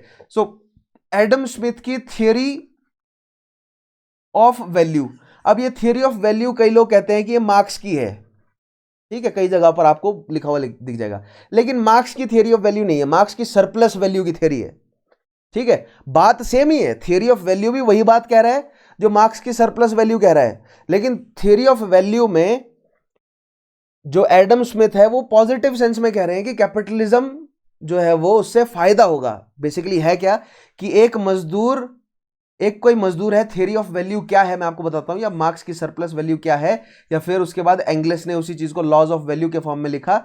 इसका मतलब क्या है, एक कोई मजदूर है, ठीक है, वो मजदूर दिन में 10 घंटे काम करता है, लेकिन उसको सैलरी केवल 5 घंटे काम करने की मिल रही है। बाकी 5 घंटे जो उसने काम किया ना, समझे कहने का मतलब, वो टोटल 10 घंटे काम कर रहा है, उस 10 घंटे में वो जितना भी प्रोड्यूस कर रहा है ना, उस प्रोड्यूस को जो है वो पैक किया जाएगा, ट्रांसपोर्ट किया जाएगा, फिर बेचा जाएगा, मार्केट में जाएगा, फिर वहां बिकेगा, फिर मुनाफा आएगा, मतलब टूटते हुए धीरे धीरे जो है वो किसके पास, कैपिटलिस्ट के पास। उसके बाद फिर तनख्वाह मिलेगी उसमें से किसे, मजदूर को। तो अगर वो 10 घंटे काम कर रहा है तो जो उसको तनख्वाह मिल रही है वो केवल 5 घंटे काम करके वो अचीव कर सकता था, ठीक है। तो दैट मीन्स जो बाकी के 5 घंटे काम किए ना उसने, उसमें से जो मुनाफा बना वो सीधा सीधा किसको गया, कैपिटलिस्ट को गया, ठीक है। सो एडम स्मिथ ने कहा है कि इससे इकोनॉमी डेवलप होती है, क्योंकि फिर कैपिटलिस्ट जो है वो इस पैसे को अपने पास ना रख के आगे फर्दर जो है वो इन्वेस्ट करता है, ठीक है, और फिर और लोगों को रोजगार मिलता है, वहां से प्रोड्यूस होता है, फिर आगे इन्वेस्ट होता है और लोगों को रोजगार मिलता है। तो एक साइकिल है और एक इकोनॉमिक साइकिल चल जाता है इससे, जिससे नेशन की वेल्थ जो है वो डेवलप होती है। सो एडम स्मिथ ने इसको एक positive as well as negative sense में भी कहा था, क्योंकि मजदूर का जो है वो एक्सप्लॉयटेशन हो रहा है इसमें, उसको उसकी पूरी मेहनत का मेहनताना नहीं मिल रहा है। वेयर एज मार्क्स ने और एंग्लिस ने क्या कहा है कि मजदूर अगर 5 घंटे काम कर रहा है तो उसको, अगर 10 घंटे काम कर रहा है तो 10 घंटे की प्रोड्यूस की पूरी सैलरी मिलनी चाहिए, जो सरप्लस वैल्यू है वो कैपिटलिस्ट के पास नहीं जानी चाहिए। तो कम्युनिज्म यही कह रहा है ना कि केवल उतना ही काम करो। देखिए यहां पर अगर सरप्लस आ रहा है तो ये सरप्लस करने की जरूरत ही नहीं है, कम्युनिज्म एक्चुअली ये कह रहा है। कम्युनिज्म कह रहा है कि अगर यहां पर सरप्लस आ रहा है तो इस सरप्लस करने की जरूरत ही नहीं है, केवल 5 ही घंटे काम करो, बाकी पूरा दिन एंजॉय करो, ये कह रहा है कम्युनिज्म, ठीक है। This is the laws of value. लेकिन कमोडिटी फेटिशिज्म इतना ज्यादा फैला दिया गया है, यानी कि किसी कमोडिटी को लेकर लोगों के मन में इतना लोभ भर दिया है। जैसे मान लीजिए जो हॉर्लिक्स माइलो वगैरह की जो ऐड आती है, ठीक है, उसमें दिखाते, ये स्कैम है, उसमें दिखाते हैं कि बच्चे को ये पिलाओ, बच्चा जो है वो इंटेलिजेंट हो जाएगा, नहीं पिलाओगे तो नहीं होगा। भारत में हुआ है ये स्कैम, ये कई साउथ ईस्टर्न एशियन कंट्रीज में भी हो रहा है। तो जो माएँ हैं, जो घर में माँ बाप बैठे हैं, वो तो ये सोचेंगे ना कि यार माइलो हॉर्लिक्स बच्चे को पिलाना पड़ेगा, अदरवाइज इसकी हाइट कैसे बढ़ेगी, ठीक है। इट इज नॉट रॉन्ग कि न्यूट्रिएंट्स नहीं देना चाहिए, कई और भी तरीके हैं, लेकिन जिस तरह पोर्ट्रे किया जाता है ना, इसको कहा जाता है कमोडिटी फेटिशिज्म, कि ऐसा नहीं करोगे तो नहीं हो पाएगा। मान लीजिए जैसे कजारिया टाइल्स है, कजारिया टाइल्स की एड जो है वो फौजियों से जोड़ दिया, नेशनलिज्म से जोड़ दिया, तो वो भी कमोडिटी फेटिशिज्म है, ठीक है। किसी जूते है, जैसे नाइकी है, नाइकी यूज करोगे तो फेमिनिज्म बढ़ेगा, है ना। नाइकी की एड आ रही है और उसमें जो है वो एक स्ट्रॉन्ग फीमेल कैरेक्टर दिखा रहा है, तो यानी कि एक स्ट्रॉन्ग फीमेल कैरेक्टर तभी बनेगा जब नाइकी जूते पहनेगी वो, राइट। नाइकी के जूते पहन रही है तो ऑलरेडी इकोनॉमिकली स्ट्रांग है, मतलब, ठीक है। तो वो पैराडॉक्शियल है, लेकिन इस तरह काम करता है कमोडिटी फेटिशिज्म, कि कोई एक आर्टिकल जो है उसको आप ऐसे दिखा देते हैं कि, मतलब जो देखिए जो फेटिश वर्ड है ना, ये आज के डेट में जो है ना बहुत नेगेटिव सेंस में यूज किया जाता है। इसका एक बहुत ज्यादा जो है वो आप बोल सकते हैं कि सेक्सुअल कनोटेशन है, ठीक है। लेकिन मार्क्स ने, या 19वीं सेंचुरी में उस तरीके से यूज नहीं होता था। 19वीं सेंचुरी में जो फेटिश वर्ड है ये कह सकते हैं कि वर्शिप की तरह यूज होता था, राइट। सो यानी कि कॉमोडिटी की वर्शिप की जा रही है। Nike is a brand, air Jordan पहनता है तो नाइकी को वर्शिप कर रहे हैं लोग, ठीक है। अगर कोई व्यक्ति, कोई भी एक पॉपुलर व्यक्ति जो है वो कोई एक ब्रांड पहन रहा है, कोई एंडोर्स कर रहा है उस ब्रांड को, कोई भी एक पॉपुलर क्रिकेटर किसी एक पर्टिकुलर इंडस्ट्री को एंडोर्स कर रहा है, तो लोग उसके पीछे दीवाने हो जाएंगे। This is commodity fetishism. और इसी चीज को जो है वो कार्ल मार्क्स ने भी और एंगल्स ने भी और उस समय के कई फिलोसफर्स ने क्रिटिसाइज किया है कि ये जो कॉमोडिटी फेटिशिज्म है ये बेवकूफ बना रहा है बेसिकली लोगों को, ऐसा कुछ है नहीं। ठीक है, obscure the reality of capitalist society. आगे बढ़ते हैं। इन 1864 the international working men's association, अब ये IWA international working men's association और फर्स्ट इंटरनेशनल, समझ रहे हैं आप, first international, second international, third international Lenin ने डेवलप करा, ठीक है, सेकंड इंटरनेशनल मार्क्स ने डेवलप किया और फर्स्ट इंटरनेशनल मार्क्स और उसके साथी और मार्क्स से सीनियर जो फिलोसफर्स थे उन्होंने डेवलप किया। ठीक है, was found in London and became the first major international forum for the promulgation of socialist ideas under the leadership of Marx and Johann Georg Equarius। ठीक है, तो मार्क्स भी फर्स्ट इंटरनेशनल में थे, लेकिन मार्क्स के अलावा और भी कई सीनियर लीडर्स थे, जैसे कि जोहान। मार्क्स द्वारा जो किया गया है या मार्क्स और एंगल्स द्वारा, वो आपका सेकंड इंटरनेशनल है। ठीक है, तो IWA का नाम आपको ध्यान रखना है, फर्स्ट इंटरनेशनल लंदन में डेवलप हुआ, मार्क्स और जोहान जॉर्ज वाला जो है वो लीड किया गया है। और ये क्यों बनाया गया, ताकि जो सोशलिस्टिक आइडियोलॉजीज हैं उसको एक क्रेडिबिलिटी मिल सके, एक ऑफिशियल, एक मतलब पॉलिटिकल क्रेडिबिलिटी मिल सके, और एक पॉलिटिकल तौर पे वो जो है वो अब मतलब पॉलिटिकल क्रेडिबिलिटी के साथ वो अब लोगों को अप्रोच करे। ठीक है, next, anarchist like Russian Mikhail Bakunin and proponents of other alternative visions of socialism which emphasized the potential of small scale communities and agrarianism coexisted with the more influential currents of Marxism and social democracy। ठीक है, अब देखिए इसी बीच यानी कि mid 19th century में anarchism भी अपने बूम पर था। ठीक है, 19th सेंचुरी में बूम में रहा है एनार्किज्म। धीरे धीरे एनार्किज्म को टेररिज्म घोषित कर दिया गया था लेट 19th और अर्ली 20th सेंचुरी में। ठीक है, so early 19th and mid 19th century में एनार्किज्म जो है वो पॉपुलर था, लेकिन धीरे धीरे उसको टेररिज्म घोषित कर दिया। ठीक है, एनार्किज्म क्या कहता है, बेसिकली एनार्की कहता है कि किसी भी तरह की स्टेट ना हो, यूटोपिया हो। ठीक है, जो जनता है उसके हाथ में कंट्रोल हो, या तो वर्किंग काउंसिल्स के हाथ में कंट्रोल हो। ठीक है, तो वही कह रहा है, small scale communities and agrarian. ठीक है, स्मॉल स्केल कम्युनिटीज हो, छोटे छोटे लेवल पर जो है वो लोग अपने फैसले लें। जितना ज्यादा सेंट्रलाइज्ड अथॉरिटी होगी उतना ज्यादा एक्सप्लॉयटेशन होगा। ठीक है, नेक्स्ट चीज देखिएगा, much of the development of socialism is indistinguishable from the development of communism which is essentially an extreme variant of socialism. अब देखिए, कम्युनिज्म और सोशलिज्म को आप डिफरेंशिएट नहीं कर सकते, क्योंकि सोशलिज्म एक ट्रांजिशनल फेज है, कम्युनिज्म अल्टीमेटली अचीव होगा अकॉर्डिंग टू मार्क्स।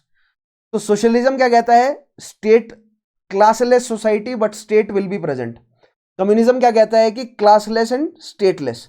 तो सोशलिज्म जो है वो बेसिकली पहले आएगा, या जैसे अभी चल रहा है सोशलिज्म, राइट, जिसमें धीरे धीरे क्लासलेस सोसाइटी बन रही है, फिर इवेंचुअली स्टेटलेस सोसाइटी बनेगी। ठीक है, so this is the difference between socialism and capitalism, sorry communism. I hope that ये डिफरेंस जो है वो आपके दिमाग में क्लियर हो गया है, राइट। अगर नहीं हुआ है तो इवेंचुअली हो जाएगा। Marks and angles, who together had founded the second democratic worker social democratic workers party of Germany in 1869, were also responsible for setting up second international or socialist international in 1889, as the ideas of socialism gained new adherents especially in Central Europe, and just before his death in 1895 Engels boasted of a single great international army of socialists। देखिए, socialism mainland Europe में, mainland Europe और यहां पर है आपका Britain. Britain क्यों जो है वो इंपॉर्टेंट है, क्योंकि ब्रिटेन से इंडस्ट्रियल रेवोल्यूशन की शुरुआत हुई और ब्रिटेन ने ही सबको इंडस्ट्रियल रेवोल्यूशन बांटा, यूरोप को भी और यूएस को भी। ठीक है, सो ब्रिटेन में अगर कम्युनिस्ट सरकारें, नॉट सरकारें लेकिन कम्युनिस्ट आइडियोलॉजी मजबूत होगी तो ब्रिटेन से भी उन्हें भागना पड़ेगा। तो पहले ये कम्युनिस्ट सोशलिस्ट लोग यूरोप से भागकर ब्रिटेन गए, लेकिन फाइनली इन्होंने अपनी जड़ें जो है वो मेनलैंड यूरोप में डाली और सेंट्रल यूरोप में डाली। सेंट्रल यूरोप में क्यों डाली? क्योंकि जो वेस्टर्न यूरोप है ये हाईली कैपिटलिस्ट है। क्यों? क्योंकि इनके पास एटलांटिक कोस्टलाइन है। Central European countries, Germanic, Prussian, Germanic states, Prussia, Austria Hungary, Balkans and Italy, Italian states, ये सारे जो रीजन है, ये सारा रीजन क्या है? ये हैविली इंडस्ट्रियलाइज नहीं हुआ है। दैट मीन्स ये रिसेप्टिव है ज्यादा सोशलिज्म के लिए। ठीक है, जो वेस्टर्न यूरोप है वो हैविली इंडस्ट्रियलाइज हो गया। वेस्टर्न यूरोप क्या क्या? स्पेन, पुर्तगाल, फ्रांस, बेल्जियम और डेनमार्क को भी जोड़ लीजिए। ठीक है, और नॉर्थ में स्कैंडिनेविया है, और स्कैंडिनेविया जो है वो भी ब्रिटेन के कंट्रोल में ही है लगभग। ठीक है, तो central Europe and eventually central से ईस्टर्न यूरोप के रास्ते रशिया जो है वो they became more perceptive to socialism and communism, because in regions में इंडस्ट्रियल रेवोल्यूशन जो है वो क्या है? वीक है ऑब्वियसली यूरोप में।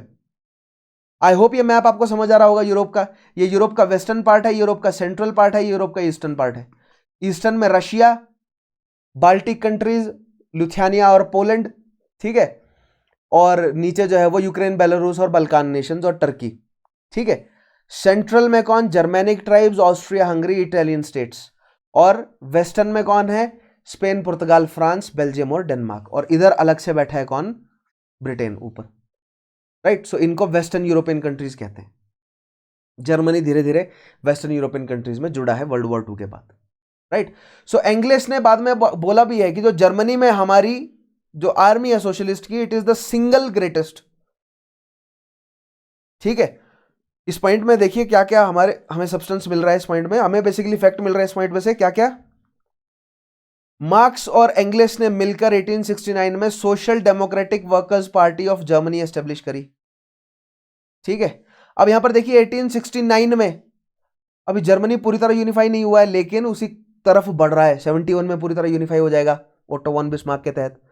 राइट, सो ओटो वॉन बिस्मार्क जो कि खुद एक जंकर यानी कि एक कैपिटलिस्ट जो है वो बैकग्राउंड से आता है, वो अलाउ कर रहा है। ठीक है, सोशलिज्म को।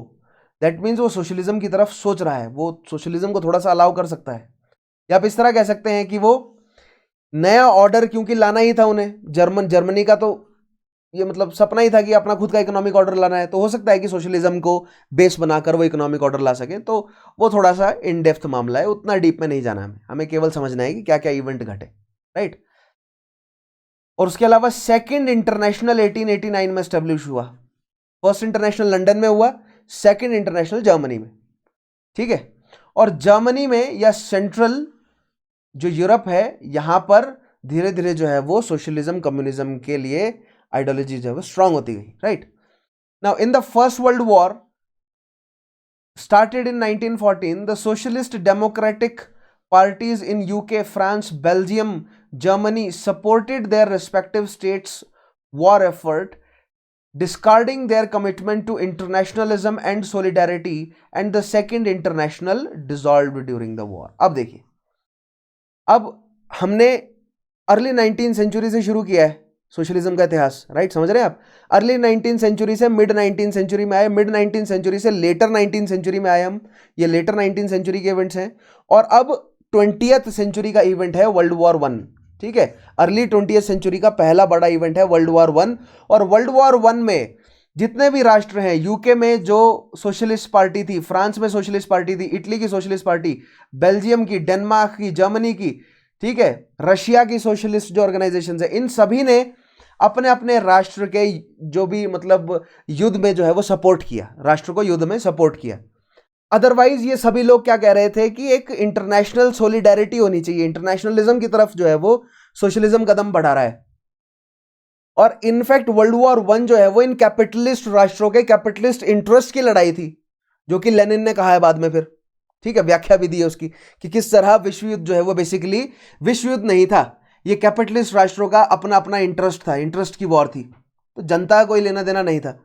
बट स्टिल जितने भी सोशलिस्टिक डेमोक्रेटिक जो ग्रुप्स हैं वो इस युद्ध में इंडल्ज हुए।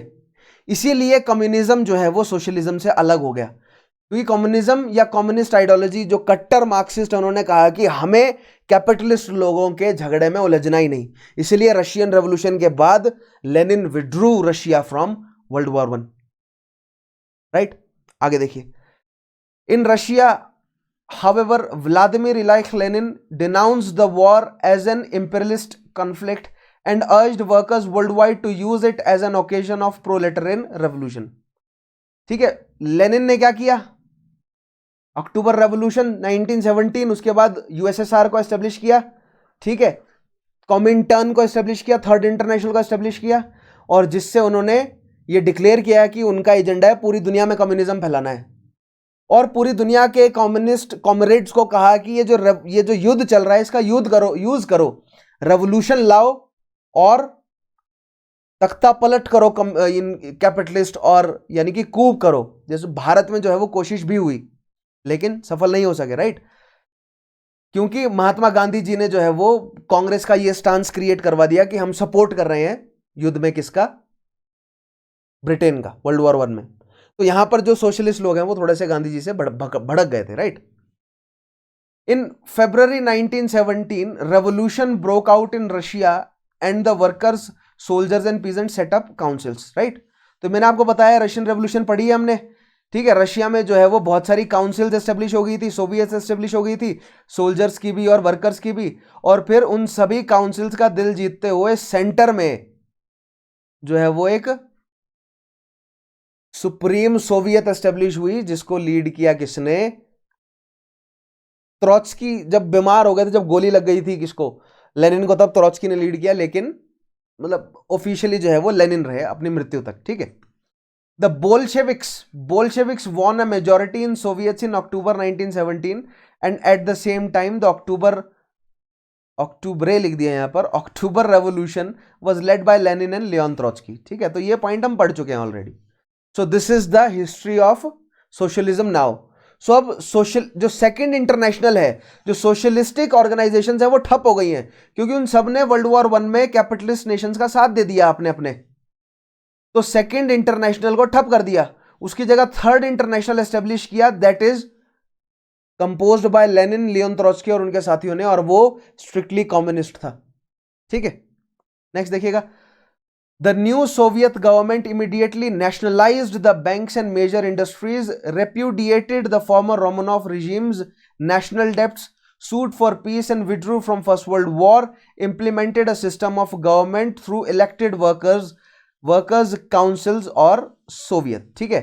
सो सरकार में आते ही लेनिन ने देखिए क्या किया, सबसे पहले तो नेशनलाइजेशन किया, जितने भी बड़े, चाहे वो ऑयल का बिजनेस हो, पावर का बिजनेस हो, हथियार बनाने का बिजनेस हो, मशीनरी, जितनी भी बड़ी ऑर्गेनाइजेशंस हैं, जितने भी बड़े प्रोडक्शन प्लांट्स हैं, चाहे वो एग्रेरियन हो, जो भी है, वो सब जो है वो सरकारी कर दिए, ठीक है।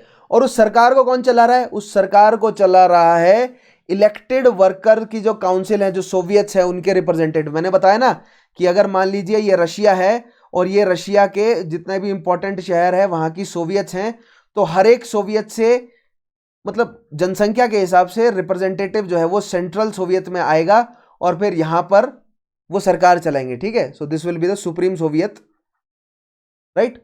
सो ये सिस्टम मैंने आपको समझाया है। सो एक इलेक्टेड सिस्टम यानी कि डेमोक्रेटिक सिस्टम जो है वो है, लगभग है, कोशिश की गई है। और जो रोमनोव, अब मैंने आपको बताया कि जो रशियन एम्पायर है वो रोमनोव फैमिली के पास था, not Wilhelm second but Romanov family के पास था, ठीक है, जिनको बाद में एग्जीक्यूट कर दिया गया था, मैंने आपको बताया, ठीक है। तो रोमनोव फैमिली के जितने भी कर्जे थे, उन्होंने जितना भी कर्जा यूके से लिया था, फ्रांस से लिया था, यूएस से लिया था, वो मना कर दिया देने से, ठीक है। लेनिन ने कहा कि रशिया की जनता पर कोई कर्जा नहीं है, अगर निकलवा सकते हो तो आ जाओ लड़ लो। तो red army versus white army हुआ भी, राइट। और फर्स्ट वर्ल्ड वॉर से तो रशिया को हटाया ही किसने, लेनिन ने। The third international, also known as the Communist International or Comintern, was an international communist organization founded in Moscow 1919 to replace the disbanded Second International। तो मैंने आपको बताया ही, सेकेंड इंटरनेशनल वर्ल्ड वॉर 1 में जैसे ही उन्होंने सबने साथ दिया कैपिटलिस्ट नेशंस का, तो सेकेंड इंटरनेशनल हो गया डिसबैंड। तो थर्ड इंटरनेशनल 1919 में एस्टेब्लिश किया किसने, मॉस्को में लियोन त्रोत्स्की और लेनिन के एफर्ट से थर्ड इंटरनेशनल एस्टेब्लिश हुआ, जिसको कॉमिंटर्न कहा गया, और जिसका सोल एजेंडा था पूरी दुनिया में कम्युनिज्म फैलाना है, ठीक है। आफ्टर लेनिन्स डेथ इन 1924, अब आगे का देखते हैं, आगे क्या हुआ लेनिन की डेथ के बाद? The communist party of soviet union under Joseph Stalin declared a policy of socialism in one country taking the route of isolationism. देखिए कॉमिंटर्न क्या कह रहा था? कॉमिंटर्न कह रहा था कि पूरी दुनिया में कम्युनिज्म को फैलाना है, लियोन त्रोत्स्की भी यही कह रहे थे। लेकिन स्टालिन ने क्या कहा? स्टालिन ने कहा कि पूरी दुनिया को छोड़ो, पहले अपने देश के डिस्प्यूट खत्म करते हैं। तो इसको कहा गया सोशलिज्म इन वन कंट्री, पहले अपने देश में सोशलिज्म लाते हैं, ठीक है, पहले यूएसएसआर को स्ट्रांग करते हैं। एक बार यूएसएसआर स्ट्रांग हो गया फिर एक एक करके सबको अपनी सैटेलाइट बनाएंगे, जो कि यूएसएसआर ने किया भी। स्टालिन ने पहले सोशलिज्म किया रशिया में, रशिया को इकोनॉमिक जो गर्थ है, जो डेप्थ है, ठीक है, वहां से बाहर लेकर आया, रशिया को इंडस्ट्रियलाइज किया। वैसे रशिया का इंडस्ट्रियलाइजेशन न्यू इकोनॉमिक पॉलिसी के तहत शुरू हो गया था, लेकिन उसको स्टालिन ने थोड़ा सा बूम प्रोवाइड किया, ठीक है, गरीबी बढ़ी भी लेकिन इंडस्ट्रियलाइजेशन तो किया, ठीक है, थोड़ा सा मैकेनाइजेशन बढ़ा रशिया में। फिर उसके बाद रशिया ने अपनी वर्ल्ड वॉर 2 के बाद रशिया ने फिर सैटेलाइट्स को एक्वायर करना शुरू किया, आस पड़ोस के देशों को कम्युनिज्म में कन्वर्ट किया, ठीक है। This led to a polarisation of socialism, ठीक है। अब देखिए लेनिन के जाने के बाद स्टालिन कह रहा है कि पहले रशिया को सोशलाइज करते हैं, ठीक है, त्रोत्स्की कह रहे हैं कि नहीं, आस पड़ोस के सभी देशों में सोशलिज्म फैलाना है, ठीक है। Around the question of soviet union and adoption of socialist और social democratic policies in response or in other cases vehement repudiation of all that it stand for, ठीक है। अब देखिए लेनिन के जाने के बाद क्या क्या आइडियोलॉजी आई? कुछ एक ऐसा वर्ग भी था रशिया में, वो कह रहा था कि जॉइन हैंड विद कैपिटलिज्म, ये पूरा पूरा का पूरा सोशलिज्म का सर्कल हटाओ, क्योंकि सिविल वॉर के दौरान मिलियंस में लोग भूख से मरे थे। तो एक ऐसा वर्ग भी था जो कह रहा था कि कैपिटलिज्म की तरफ बढ़ो, कम्युनिज्म को हटाओ, ठीक है। एक ऐसा वर्ग था स्टालिन के साथ ही जो थे, वो कह रहे थे कि पहले रशिया को हम सोशलिस्ट करते हैं, रशिया को इकोनॉमिकली स्ट्रांग करते हैं, यानी इंटरनल सोशलिज्म करते हैं, फिर उसके बाद दुनिया पे ध्यान देंगे, ठीक है। त्रोत्स्की क्या कह रहे थे कि पूरे आस पड़ोस के देशों पे जो है वो कम्युनिज्म को फैलाते हैं, ठीक है। However not every thought socialism is not everyone thought socialism is necessarily entailing revolution. अब देखिए मिड 19th सेंचुरी ने मार्क्स ने जो सोशलिज्म कम्युनिज्म की डेफिनेशन दी उसमें रेवोल्यूशन की बात करी। लेनिन ने रशिया को जो मोनार्की से निकालकर कम्युनिस्ट राष्ट्र बनाया वो रेवोल्यूशन से निकाला। लेकिन जो मिड 20th सेंचुरी के जो कम्युनिस्ट और सोशलिस्ट जो आइडियोलॉजी रखने वाले जो लोग थे central Europe as well as western Europe के, ठीक है, वो ये मानते थे कि सोशलिज्म लाया जा सकता है, जरूरी नहीं है कि रेवोल्यूशन से ही सोशलिज्म आए, ठीक है। सोशल चेंज जो है वो क्लास कॉन्फ्लिक्ट को खत्म करने के अन्य तरीके भी हो सकते हैं, right. So however not everyone thought socialism is necessarily entailing revolution and non revolutionaries such as influential John Maynard Keynes and John Kenneth Galbraith, नाम याद रखेंगे, ये दो व्यक्ति जो हैं वो सोशलिज्म लाना चाहते थे without revolution. took inspiration from work of John Stuart Mill as well as Marx and provided theoretical justification for state involvement in an existing market economy. So इन लोगों ने क्या कहा कि रेवोल्यूशन के बगैर सोशलिज्म कैसे लाया जा सकता है कि जो मार्केट इकोनॉमी है ना, देखिए सोशलिज्म क्या कह रहा है या कम्युनिज्म क्या कह रहा है कि जो मार्केट इकोनॉमी है, जो कैपिटलिस्ट इकोनॉमी है, इसको पूरी तरह से खत्म करो और कम्युनिज्म ले आओ, ठीक है, और जो ट्रांजिशनल फेज रहेगा वहां पर सोशलिज्म आएगा। लेकिन मेनार्ड कीनेस जैसे जो लोग हैं इन्होंने क्या कहा कि देखिए समस्या क्या है, समस्या यह है कि मजदूरों का हनन कर रहा है ना मार्केट इकोनॉमी, तो एक काम करते हैं मार्केट इकोनॉमी को रेगुलेट कर देते हैं राज्य द्वारा, स्टेट जो है वो मार्केट इकोनॉमी को कंट्रोल करेगा, या स्टेट जो है वो मार्केट इकोनॉमी में स्टेट का एक बड़ा इन्वॉल्वमेंट होगा, या मान लीजिए जितने भी बड़े बड़े जो बिजनेसेस हैं वो स्टेट के पास आ जाएंगे, उसके अलावा मार्केट जो है वो ओपन रहेगी। सो इससे इकोनॉमी में स्टैग्नेशन भी नहीं आएगा, टेक्नोलॉजिकल एडवांसमेंट भी होगी, ठीक है, और लेबर्स का एक्सप्लॉयटेशन भी नहीं होगा क्योंकि स्टेट ध्यान रखेगा कि ऐसा ना हो। सो ये जो एक मतलब ऑल्टरनेटिव था, this was the non revolutionary alternative to achieve socialism, ठीक है, जो कि कामयाब भी रहा कई सोशलिस्टिक राष्ट्रों में, भारत में, नॉर्वे में, स्वीडन में, ठीक है। The proposed model of social democracy कहा गया इसे, and more left wing democratic socialism. ठीक है, डेमोक्रेटिक सोशलिज्म क्या कहता है कि जितने भी बड़े बिजनेसेस हैं वो स्टेट के पास हो, लेकिन मार्केट जो है वो ओपन कर दो, ओपन मार्केट इकोनॉमी रख लो, कोई दिक्कत नहीं है, लेकिन ज्यादा से ज्यादा बिजनेस जो है वो स्टेट के हाथ में हो, और स्टेट जो है वो राज्य ध्यान रखे कि लेबर्स को एक्सप्लॉइट ना हो, ऐसे कानून बने, और वो जो राज्य है, जो स्टेट है, वो गवर्नमेंट है, वो डेमोक्रेटिकली इलेक्टेड हो। ठीक है, and be considered a moderate form of socialism. ठीक है, और ये मॉडरेट फॉर्म ऑफ सोशलिज्म है, it would be more practical and more achievable and would be more desirable to the capitalist, right?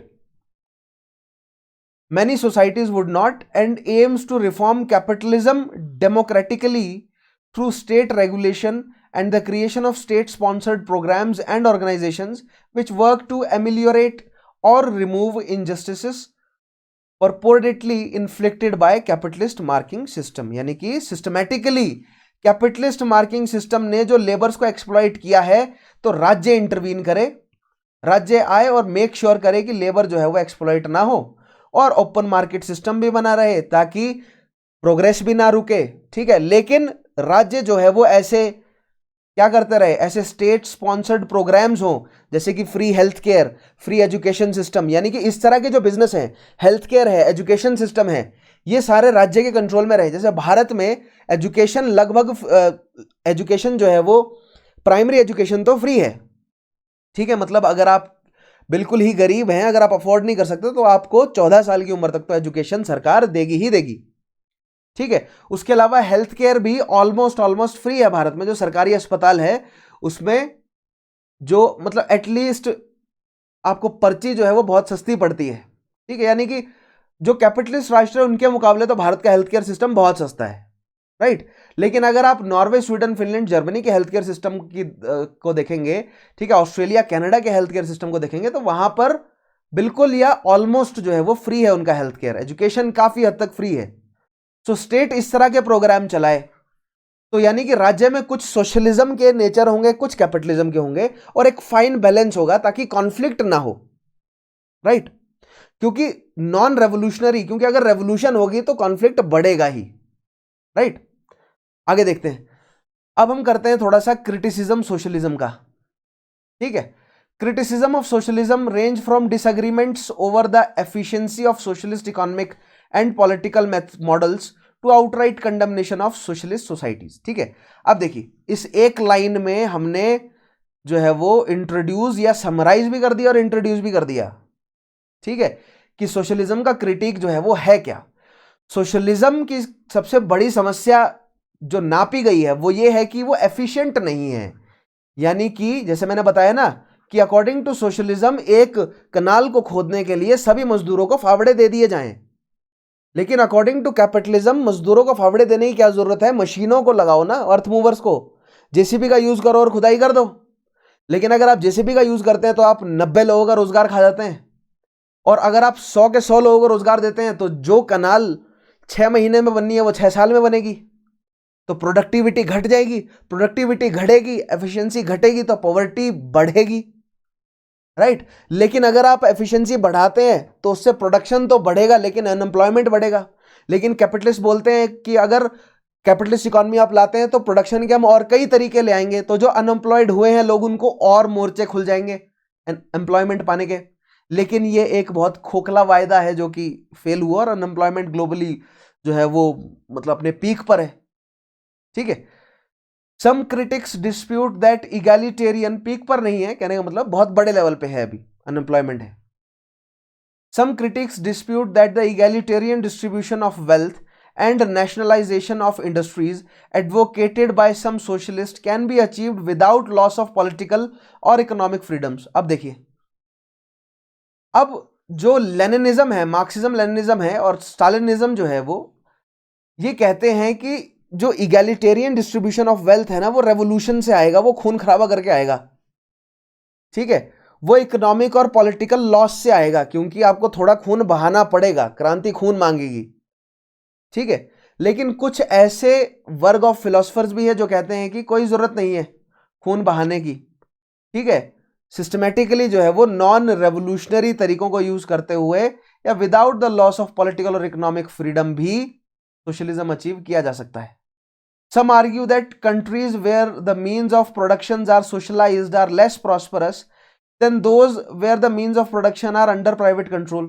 ठीक है, अब ग्लोबली जो है वो डेटा रखा जाता है कि भारत में जहां पर बड़े बड़े ऑर्गेनाइजेशन नेशनलाइज्ड हैं, तो भारत की प्रोडक्शन बहुत कम है एज कंपेयर टू यूएस, जिसमें ज्यादातर ऑर्गेनाइजेशंस जो है वो प्राइवेटली हेल्ड है, राइट।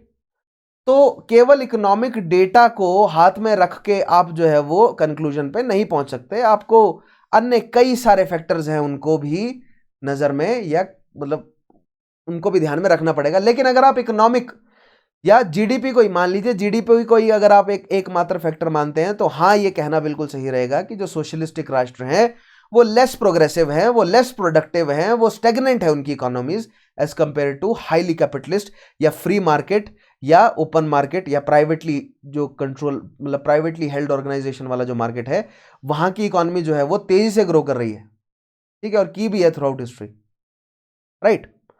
और जो नेशनलिस्टिक देश हैं यानी कि जिन्होंने जो सोशलिस्टिक देश हैं वो लेस प्रॉस्परस हैं, उनकी जीडीपी कमजोर है। Yet others argue that socialist policies reduce work incentives because workers do not receive rewards for a well work done and reduce efficiency through the elimination of profit and loss mechanism and a free price system and reliance on central planning। ठीक है, अब socialism के negative में एक point एक और आता है कि सरकारी नौकर जो होते हैं, सरकारी मुलाजिम जो होते हैं, वो एफिशिएंसी से काम नहीं करते क्योंकि उनको इंसेंटिव का लालच नहीं होता, नौकरी से निकाले जाने का डर नहीं होता, जो कि प्राइवेट में इंसेंटिव का लालच भी होता है और नौकरी से निकाले जाने का डर भी होता है, ठीक है। तो इससे एफिशिएंसी घट जाती है एक सोशलिस्टिक जो है वो सिस्टम की, राइट। सो लाइन फिर से पढ़ते हैं, देखिएगा, क्लियर, आई गेस क्लियर हो गया होगा आपको, मुझे ज्यादा समझाने की जरूरत नहीं है, ये मैं समझा चुका हूं आपको। Socialistic policies reduce work incentive, है ना, वर्क इंसेंटिव यानी कि वही सेम काम करने के लिए एक एसबीआई के पीओ को जितना पैसा मिल रहा है उससे हो सकता है कि 2 से 3 गुना एक प्राइवेट बैंक के एम्प्लॉय को मिल रहा हो, वही सेम काम करने के लिए। तो इंसेंटिव सरकारी नौकरी में कम है, प्राइवेट नौकरी में ज्यादा है, इसलिए सरकारी नौकर जो है वो परवाह नहीं मारते, ठीक है। Because workers do not receive reward for work well done and reduce efficiency, इससे एफिशिएंसी घट जाती है, क्योंकि सिंपल सी बात है कि अगर वर्कर मोटिवेटेड नहीं रहेगा तो वो ज्यादा जो है वो बढ़ चढ़कर काम क्यों करेगा, एफिशिएंसी घट जाएगी। अगर इंसेंटिव का लालच हो और नौकरी से निकाले जाने का डर हो तो बढ़ चढ़कर परफॉर्म करेंगे सभी। Through the elimination of profit and loss mechanism, तो यही प्रॉफिट और लॉस है। प्रॉफिट ये है कि इंसेंटिव मिलेगा, लॉस ये है कि नौकरी जा सकती है। तो ये एक एग्जांपल है, और भी बहुत सारे एग्जांपल्स है, ठीक है, कि जो एसबीआई है, एसबीआई का जो वर्कर है, एसबीआई का एग्जांपल ले रखा मैंने, उसको कोई फायदा नहीं है ना, बैंक घाटे में जाए बैंक फायदे में आए, उसको क्या फायदा घाटा है, उसको तो उतनी सैलरी मिलनी है जितना फिक्स हुआ है। लेकिन कई ऑर्गेनाइजेशंस में जहां पर जो वर्कर्स हैं वो ऑर्गेनाइजेशन के जो स्टेक्स हैं, जो शेयर्स हैं, उनको होल्ड कर सकते हैं, यानी कि स्टॉक्स खरीद सकते हैं उस अपनी ही ऑर्गेनाइजेशन के, वहां पर अगर वो बढ़ चढ़कर काम करेंगे तो उनकी organisation as a whole grow करेगी, और अगर organisation as a whole grow करेगी तो उनका भी मुनाफा बढ़ेगा। तो इंसेंटिव का एक बहुत बेहतरीन लालच है, जिससे जो ओपन मार्केट इकोनॉमी वाले जो नेशंस हैं, जो कैपिटलिस्ट नेशंस हैं, वो ग्रो कर गए, ठीक है। They also argue that socialism stagnates technology. देखिए, जैसे मैंने एग्जांपल दिया ना कि ज्यादा से ज्यादा लोगों को रोजगार देने के चक्कर में मैनुअल लेबर को प्रमोट किया गया, या लेस टेक्नोलॉजिकल जो है वो, मतलब यानी कि ऐसे लेबर को या ऐसी टेक्नोलॉजी को प्रमोट किया गया, ऐसी लिमिटेड टेक्नोलॉजी को प्रमोट किया गया जो कि ज्यादा रोजगार ना खा जाए। यानी कि अगर प्रोडक्शन रोबोटिक्स, मतलब रोबोट्स अगर प्रोडक्शन करना शुरू हो जाएं तो जितने भी मजदूर हैं उनकी तो नौकरी चली जाएगी ना, ठीक है। सोशलिज्म क्या कहता है, सोशलिज्म कोशिश ये करता है कि ज्यादा से ज्यादा लोगों को नौकरी दे, अपनी जनता को, ठीक है। ऐसा करने के लिए वो टेक्नोलॉजी से हैम्पर कर देता है। इसीलिए एक ये कारण भी है कि भारत जैसे देश जो है वो टेक्नोलॉजिकली एडवांस नहीं हो सके, क्योंकि भारत के जो सरकार है उनकी नीति ही नहीं रही कि वो टेक्नोलॉजी को डेवलप करें, क्योंकि अगर टेक्नोलॉजी डेवलप कर ली तो बेरोजगारी उससे बढ़ जाएगी। सो इससे टेक्नोलॉजी स्टैग्नेट हो जाती है due to competition being stifled, ठीक है, right. The tragedy of commons, अब ये एक और बहुत इंपॉर्टेंट पॉइंट है। ट्रेजेडी ऑफ कॉमन्स क्या होता है? ट्रेजेडी ऑफ कॉमन्स का मतलब ये होता है कि देखिए कम्युनिज्म क्या बोलता है या सोशलिज्म क्या बोल रहा है कि सब कुछ पब्लिकली ओन्ड कर दो। यानी कि कोई एक पार्क है, मान लीजिए आपके आसपास का जो पार्क है, ठीक है, या मान लीजिए एक चरागाह का एग्जांपल लेते हैं, है ना, एक पास्चर लैंड है। अगर एक पास्चर लैंड पब्लिकली ओन्ड होगा तो उस पास्चर लैंड की कोई केयर नहीं होगी, वहां पर लोग अपने जानवरों को चराएंगे, वहीं पर ही जो है वो बच्चे मतलब खेलेंगे भी, वहीं पर ये जो है वो कोई हो सकता है कि अपना कोई दुकान भी लगाकर बैठ जाए, कचरा भी फेंके, सो उसकी कोई केयर नहीं होगी, सो इवेंचुअली वो पास्चर लैंड जो है वो डिग्रेड हो जाएगा। तो अगर कोई पब्लिकली हेल्ड कोई प्रॉपर्टी है तो धीरे धीरे उसकी क्वालिटी डिग्रेड होगी। This is known as tragedy of commons, कि अगर कॉमन लोग जो हैं वो अगर किसी पब्लिक प्रॉपर्टी को होल्ड करते हैं तो हर एक व्यक्ति जो है वो अपनी ग्रीड के हिसाब से उसमें से ज्यादा जो है वो चंक निकालने की कोशिश करेगा, जिससे एक्सप्लॉयटेशन उस रिसोर्स का एक्सप्लॉयटेशन होगा। और जो इगैलिटेरियन, देखिए otherwise it is a very super philosophy कि हमने सब में बांट दिया, लेकिन जो सोशली स्ट्रांग था वो ज्यादा ले गया। मान लीजिए एक पास्चर है, जिस व्यक्ति के पास ऑलरेडी ज्यादा पैसा है उसने ज्यादा गायें खरीद ली और उस पास्चर में ज्यादा गायें चरा दी, जिसके पास कम पैसा था वो कम गायें चरा सका। तो उस ओपन पास्चर का फायदा तो उसी व्यक्ति को मिला ना जो ऑलरेडी वेल्दी था, राइट। तो ये कैसे इगैलिटेरियन रहा, कॉन्ट्राडिक्शन आ गया ना। सो इसको कहा जाता है ट्रेजेडी ऑफ कॉमन्स। इसी को एक और एग्जांपल से समझाया जा सकता है कि अगर एक मान लीजिए कोई तालाब है, उस तालाब में अगर वो तालाब सभी के लिए ओपन कर दिया जाए तो सभी लोग अचानक से मछलियां सारी जो है वो वहां से निकाल कर खा जाएंगे, तो बचेंगी नहीं मछलियां, तो फिर आगे क्या करेंगे, सस्टेनेबल नहीं है। सो दैट मीन्स सोशलाइज कर देना, नेशनलाइज कर देना, जनता में बांट देना चीजों को सस्टेनेबल नहीं है। इसीलिए कोई ना कोई अथॉरिटी होनी चाहिए, भले ही वो एक प्राइवेटली हेल्ड मतलब प्राइवेटली हेल्ड हो या ओपन मार्केट हो या स्टेट हो, मतलब कहने का मतलब अथॉरिटी होनी चाहिए जो कि रेगुलेट कर सके। एक रेगुलेटरी मैकेनिज्म होना बहुत अनिवार्य है, ठीक है। The tragedy of commons affect has been attributed to the socialism by some, whereby when assets are owned in common, समझ रहे, assets are owned in common, there are no incentives in place to encourage wise stewardship, ठीक है। कोई incentive नहीं, अगर मान लीजिए ground सभी का ही है तो कोई भी व्यक्ति ये नहीं सोचेगा कि मैं इसमें एक बार हल चला दूं, पानी दे दूं तो घास जो है वो बढ़िया लग जाएगी। सब ये सोचेंगे कि तू कर ले, तू कर, राइट। यानी कि एक दूसरे का वेट करेंगे, कोई भी व्यक्ति जो है वो खुद से नहीं उठाएगा बीड़ा करने का, राइट। सो क्योंकि इंसेंटिव नहीं है ना, फायदा क्या होगा, क्योंकि अगर कोई एक व्यक्ति पूरे उस मैदान को फिर से बा देता है, उसमें फिर से घास लग जाती है, तो उस अकेले का फायदा नहीं हुआ ना, सबका फायदा हो गया उससे। तो इंडिविजुअल इंसान जो है वो ऐसा काम करना ही नहीं चाहता जिससे सबका फायदा हो, ठीक है। That is if everyone owned an asset, people act as if no one owns it. अगर कोई ग्राउंड सभी का होगा तो लोग ऐसे एक्ट करेंगे कि ये किसी का भी नहीं है, और उस पर खेलेंगे भी, उसमें से घास हो सकता है उसमें मट्टी निकाल कर ले गए, बोलेंगे सभी का तो है, राइट। या ये कहेंगे कि किसी का भी नहीं है तो खाली है ना, खिल्ला है ये, तो हमारे यहाँ खिल्ला बोलता है, कई जगहों पर खलीसा भूमि जिसे कहा जाता है, खिल्ला कहा जाता है कई जगहों पर, ठीक है। जहां पर फारसी भाषा का जो है वो इन्फ्लुएंस है, वहां पर ऐसे खाली भूमि को खिल्ला कहा जाता है, खिल्ली कहा जाता है, ठीक है, खाली वर्ड से ही निकला है वो। Now there has also been much focus on the economic performance and human rights records of communist states, although this is not necessarily a criticism of socialism. अब देखिए, socialism and communism are not essentially same things, right, क्योंकि socialism transitional है, और socialism state को promote करता है, class को promote नहीं करता है ना। सोशलिज्म कहता है कि स्टेट होनी चाहिए, रेगुलेटरी अथॉरिटी होनी चाहिए, क्लासेस नहीं होनी चाहिए। कम्युनिज्म क्या कहता है, स्टेट भी नहीं होनी चाहिए और क्लास भी नहीं होनी चाहिए, ठीक है। लेकिन जब इवैल्यूएशन किया कैपिटलिस्ट नेशंस ने, तो उन्होंने जैसा इवैल्यूएशन कम्युनिज्म का किया ना वैसा ही सोशलिज्म पर थोप दिया, क्योंकि उन्होंने कम्युनिस्ट नेशंस का इकोनॉमिकल जो है वो इवैल्यूएशन किया कि उनकी इकोनॉमी ग्रो करी या डूब गई, कितने लोग भूखमरी से मरे, ठीक है। सो ह्यूमन राइट्स रिकॉर्ड देखे गए कि कितने लोगों को जेलों में डाला गया, कितने लोग भूखमरी से मरे। अदरवाइज देखिए, यूएस ने ही सारी जो है वो ये ज्यादातर यूएस ने ये रिसर्च निकाली है कम्युनिस्ट नेशंस के खिलाफ, और आज के डेट में आप डेटा देखेंगे ना तो यूएस ही सबसे बड़ा ऐसा राष्ट्र है जहां पर सबसे ज्यादा जो है वो लोग जेल में हैं, percentage wise, percent population wise. ठीक है, दैट मीन्स यूएस कैपिटलिज्म कितना भी प्रीच करता रहे, कैपिटलिज्म से भी लोग उतने इनफैक्ट ज्यादा मरे हैं जितने कम्युनिज्म की वजह से मरे हैं। ठीक है, तो दूध के धुले दोनों ही नहीं है। ठीक है, सोशलिस्ट हैव काउंटर आर्ग्यूड। अब देखिए सोशलिज्म या सोशलिस्ट की तरफ से काउंटर आर्ग्यू क्या है, ठीक है, बैलेंस होना चाहिए ना।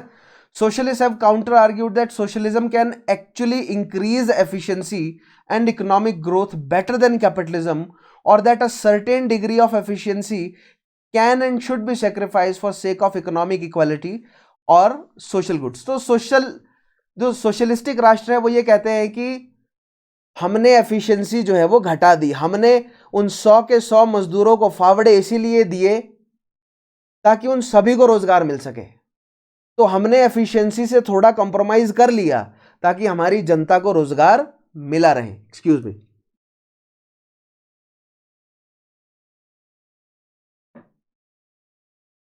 सो दिस इज द, आप बोल सकते हैं ये सोशलिस्ट नेशंस का अपनी कम एफिशिएंसी होने की उनकी ये सफाई है। ठीक है, कि वो कहते हैं कि हम थोड़ा सा एफिशिएंसी को सेक्रीफाइस कर देंगे लेकिन इकोनॉमिक इक्वालिटी बनी रहनी चाहिए, सभी लोगों को रोजगार का हक मिलना चाहिए। क्योंकि अगर आप टेक्नोलॉजिकल, मान लीजिए भारत में रोबोटिक्स आ जाए तो कल ही बहुत सारे बच्चे, बहुत सारे लोग, बहुत सारे इंटेलेक्चुअल्स ये कंप्लेंट करते हैं कि भारत टेक्नोलॉजिकली एडवांसमेंट क्यों नहीं करता।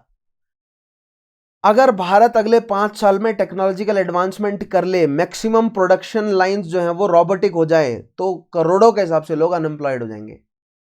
तो ये एक स्ट्रेटेजी है, समझ रहे हैं, भारत में टेक्नोलॉजिकल एडवांसमेंट ना लाना थ्रू आउट द मतलब later part of the 20th century and early 21st century. ठीक है, ये अभी तक एक स्ट्रेटेजी रही है, लेकिन अब धीरे धीरे 1990s के बाद धीरे धीरे टेक्नोलॉजिकल जो है वो एडवांसमेंट की तरफ बढ़ा। लेकिन शुरुआत में ये स्ट्रेटेजी रही थी भारत की कि नहीं बढ़ाएंगे, क्योंकि अगर टेक्नोलॉजिकल एडवांसमेंट मान लीजिए जापान की तरह भारत में आ गया तो आम जनता जो है वो बेरोजगार हो जाएगी। ठीक है, जिनके पास कोई स्किल नहीं है उनको लेबर नहीं मिल सकेगा। दे further argue that market systems have a natural tendency towards monopoly and oligopoly in major industries, leading to a distortion of prices and that a public monopoly is better than private one। ठीक है, दूसरी चीज बोलते हैं socialist राष्ट्र कि अगर open market कर देंगे तो मोनोपोली बन जाएगी। भारत में ओपन मार्केट हुई है 1990s के बाद, धीरे धीरे मोनोपोलीज डेवलप हो गई हैं भारत में, हो रही भी हैं और हो गई भी हैं। ठीक है, स्टील जो है वो सर्टेन फैमिलीज के पास है, पेट्रोलियम सर्टेन फैमिलीज के पास है, धीरे धीरे एनर्जीज जो है वो सर्टेन फैमिलीज के पास जा रहे हैं, धीरे धीरे एग्रीकल्चर सर्टेन फैमिलीज के पास चला जाएगा, धीरे धीरे एजुकेशन जो है वो सर्टेन फैमिली के पास जा रहा है। नाम नहीं लूंगा, ठीक है, फिल कर लीजिए इन ब्लैंक्स को, आप जानते हैं। तो ये मोनोपोलाइजेशन ही तो हो रहा है ना। ठीक है, तो सोशलिस्टिक राष्ट्र क्या कहते हैं कि अगर राज्य के कंट्रोल में होंगे ये बड़े बिजनेस, तो राज्य जो है वो जनता के निवारण के, मतलब जनता की भलाई के हिसाब से जो है वो प्राइस को कंट्रोल कर सकता है। यानी अगर राज्य का थोड़ा हाथ होगा प्राइस के कंट्रोल में तो जनता के लिए बेहतर होगा। पूरा का पूरा जो है वो अगर बिजनेस प्राइवेटली ओन्ड हो गया तो फिर जो कैपिटलिज्म है वो तो क्या चाहता है, वो तो प्रॉफिट चाहता है ना, वो जनता की परवाह थोड़ी करेगा, वो तो प्रॉफिट चाहता है, वो तो बढ़ा देगा रेट। राइट, आगे देखिए। Also they claim that socialist approach can mitigate the role of externalities in pricing. ठीक है, वही चीज मैंने बोली ना कि प्राइस को कंट्रोल करने में अगर राज्य बीच में इंटरवीन करता है किसी भी बिजनेस में, तो प्राइस को कंट्रोल्ड रखा जा सकता है स्टेट के माध्यम से। अगर स्टेट नहीं है, प्राइवेटली हेल्ड है, तो प्राइस कंट्रोल नहीं होंगे, स्काई रॉकेट हो जाएंगे। ठीक है, some socialists have made a case of socialism and central planning being better able to address the issue of managing the environment than self-serving capitalism। ठीक है, अब दूसरी चीज, ठीक है, भारत जैसे सोशलिस्टिक राष्ट्र जो कि कोशिश करते हैं कि हम जो भी एफर्ट करें वो एनवायरनमेंट को, जो भी टेक्नोलॉजिकल एडवांसमेंट करें, जो भी ब्रॉडली एटलीस्ट ऑन पेपर्स कोशिश की जाती है कि एनवायरनमेंट को कम से कम नुकसान हो।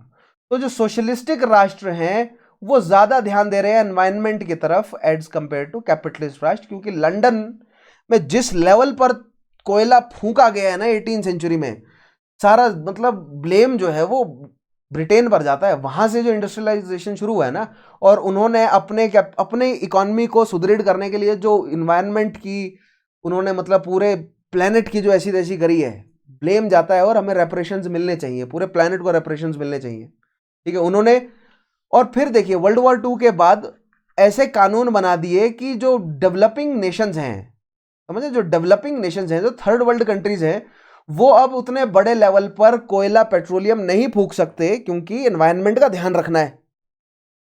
वो इतने बड़े लेवल पर जो है वो कोयला पेट्रोल नहीं फूंक सकते, एनवायरनमेंट का ध्यान रखना है, ठीक है। यूएन के माध्यम से ये रेगुलेशंस डाल दिए, तो वो अपने आप को उतने बड़े लेवल पर इंडस्ट्रियली रेवोल्यूशनाइज नहीं कर सकते। लेकिन जब यूएन नहीं था 18th 19th सेंचुरी में, तो तब कोई रिस्ट्रिक्शंस नहीं थी ब्रिटेन यूएस के ऊपर, फ्रांस के ऊपर। तो उन्होंने अपने लिए तो समय रहते उन्होंने इंडस्ट्रियल रेवोल्यूशनाइज कर दिया, अपनी इकोनॉमी को स्ट्रांग कर दिया। और लेकिन अब भारत जैसी थर्ड वर्ल्ड कंट्री को इंडस्ट्रियल रेवोल्यूशन लाना था वर्ल्ड वॉर 2 के बाद, तो इन पर रिस्ट्रिक्शंस डाल दी कि नहीं आपको इतना पॉल्यूशन नहीं करना, नहीं आपको मतलब समझ रहे एनवायरनमेंट को कंट्रोल करके रखना है। तो अपनी बारी में अपना जब टाइम था तो खुल के उन्होंने कोयला फूका है। हमें अब कोयला नहीं जलाने देते वो, ठीक है, जल रहा है कोयला लेकिन उस लेवल पर नहीं जलाने देते जितना उन्होंने ब्रिटेन में फूका है, ठीक है। तो ये स्ट्रेटेजी है भारत जैसे कई देशों को इकोनॉमिकली कमजोर रखने के लिए, ठीक है। टाइप्स ऑफ सोशलिज्म देख लेते हैं अब एक बार, है ना। तो आई होप आपको सोशलिज्म समझ आया होगा। सोशलिज्म कम्युनिज्म में क्या डिफरेंस है, कैपिटलिज्म से पूरी क्या होड़ है, लिबर्टेरियनिज्म क्या है, ठीक है, मार्क्सिज्म क्या था, हेगेलिज्म क्या है। तो ये सारे पॉइंट्स आई होप मैं आपके क्लियर कर पा रहा हूं। अगर आप नहीं समझ पा रहे हैं तो एक बार मेरा ये मानना है कि आप फिर से देखिए उन सेशंस को, जो टर्म नहीं समझ आ रही है उनको एक बार गूगल सर्च करके देख लीजिएगा, उनकी एटिमोलॉजी, मैंने बोला ना एटिमोलॉजी पढ़िएगा, कहां से वो वर्ड निकला है, तो आपको समझने में आसानी हो जाएगी, ठीक है। और आई होप मैं अपनी तरफ से कोशिश करता हूं कि कॉन्सेप्ट को क्लियर कर दूं, ठीक है, क्योंकि मैंने अब हमेशा से कहा है कि फैक्ट्स पर मेरा इतना एम्फोसिस नहीं होता। फैक्ट्स हो सकता है कि 19-20 भी हो जाए, क्योंकि अलग अलग सरकारों ने अलग अलग डेटा निकाले हैं, अलग अलग जो है वो मतलब यूनिवर्सिटीज़ ने अलग अलग रिसर्च करी है, तो फैक्ट्स ऊपर नीचे होते रहते हैं। लेकिन कॉन्सेप्ट जो है वो समझना बहुत अनिवार्य है। फैक्ट्स का क्या करोगे, प्री निकाल लोगे, नहीं निकाल पाओगे प्री भी, ठीक है, अगर कॉन्सेप्ट तैयार नहीं है तो। Not just in history but in entirety of the syllabus, ठीक है। historically there have been many variations of proposed and realized socialism, है ना, जैसा प्रपोज किया गया कि ऐसा होना चाहिए यूटोपिया, और जैसा डेवलप हुआ socialism. Socialist philosophy have evolved considerably over time. What holds all of them together is perhaps a fundamental belief that capitalism must either be reined in or eliminated in order for inequality to be reduced and individual and collective freedoms and well-being to be ensured. Socialism is in its current forms can be broadly broken down into these categories, ठीक है। अब देखिए ये वाला जो lines है इनका मतलब क्या है कि सोशलिज्म भले ही कितने भी तरीके के अभी हम पढ़ने जा रहे हैं, लेकिन उन सब का कोर जो है वो यही है कि कैपिटलिज्म को धीरे धीरे खत्म करना है और इगैलिटेरियनिज्म बढ़ाना है, क्लासलेस सोसाइटी बनानी है, और according two marks eventually stateless society भी बनानी है, ठीक है। तो आइए देखते हैं अलग अलग तरह के सोशलिज्म क्या है। पहला देखिएगा authoritarian state socialism, such as Marxian Leninism, जो कि रशिया का था, as widely implemented with strict central planning of economy, all productive enterprises owned by the state and the state controlled by select few of a single party.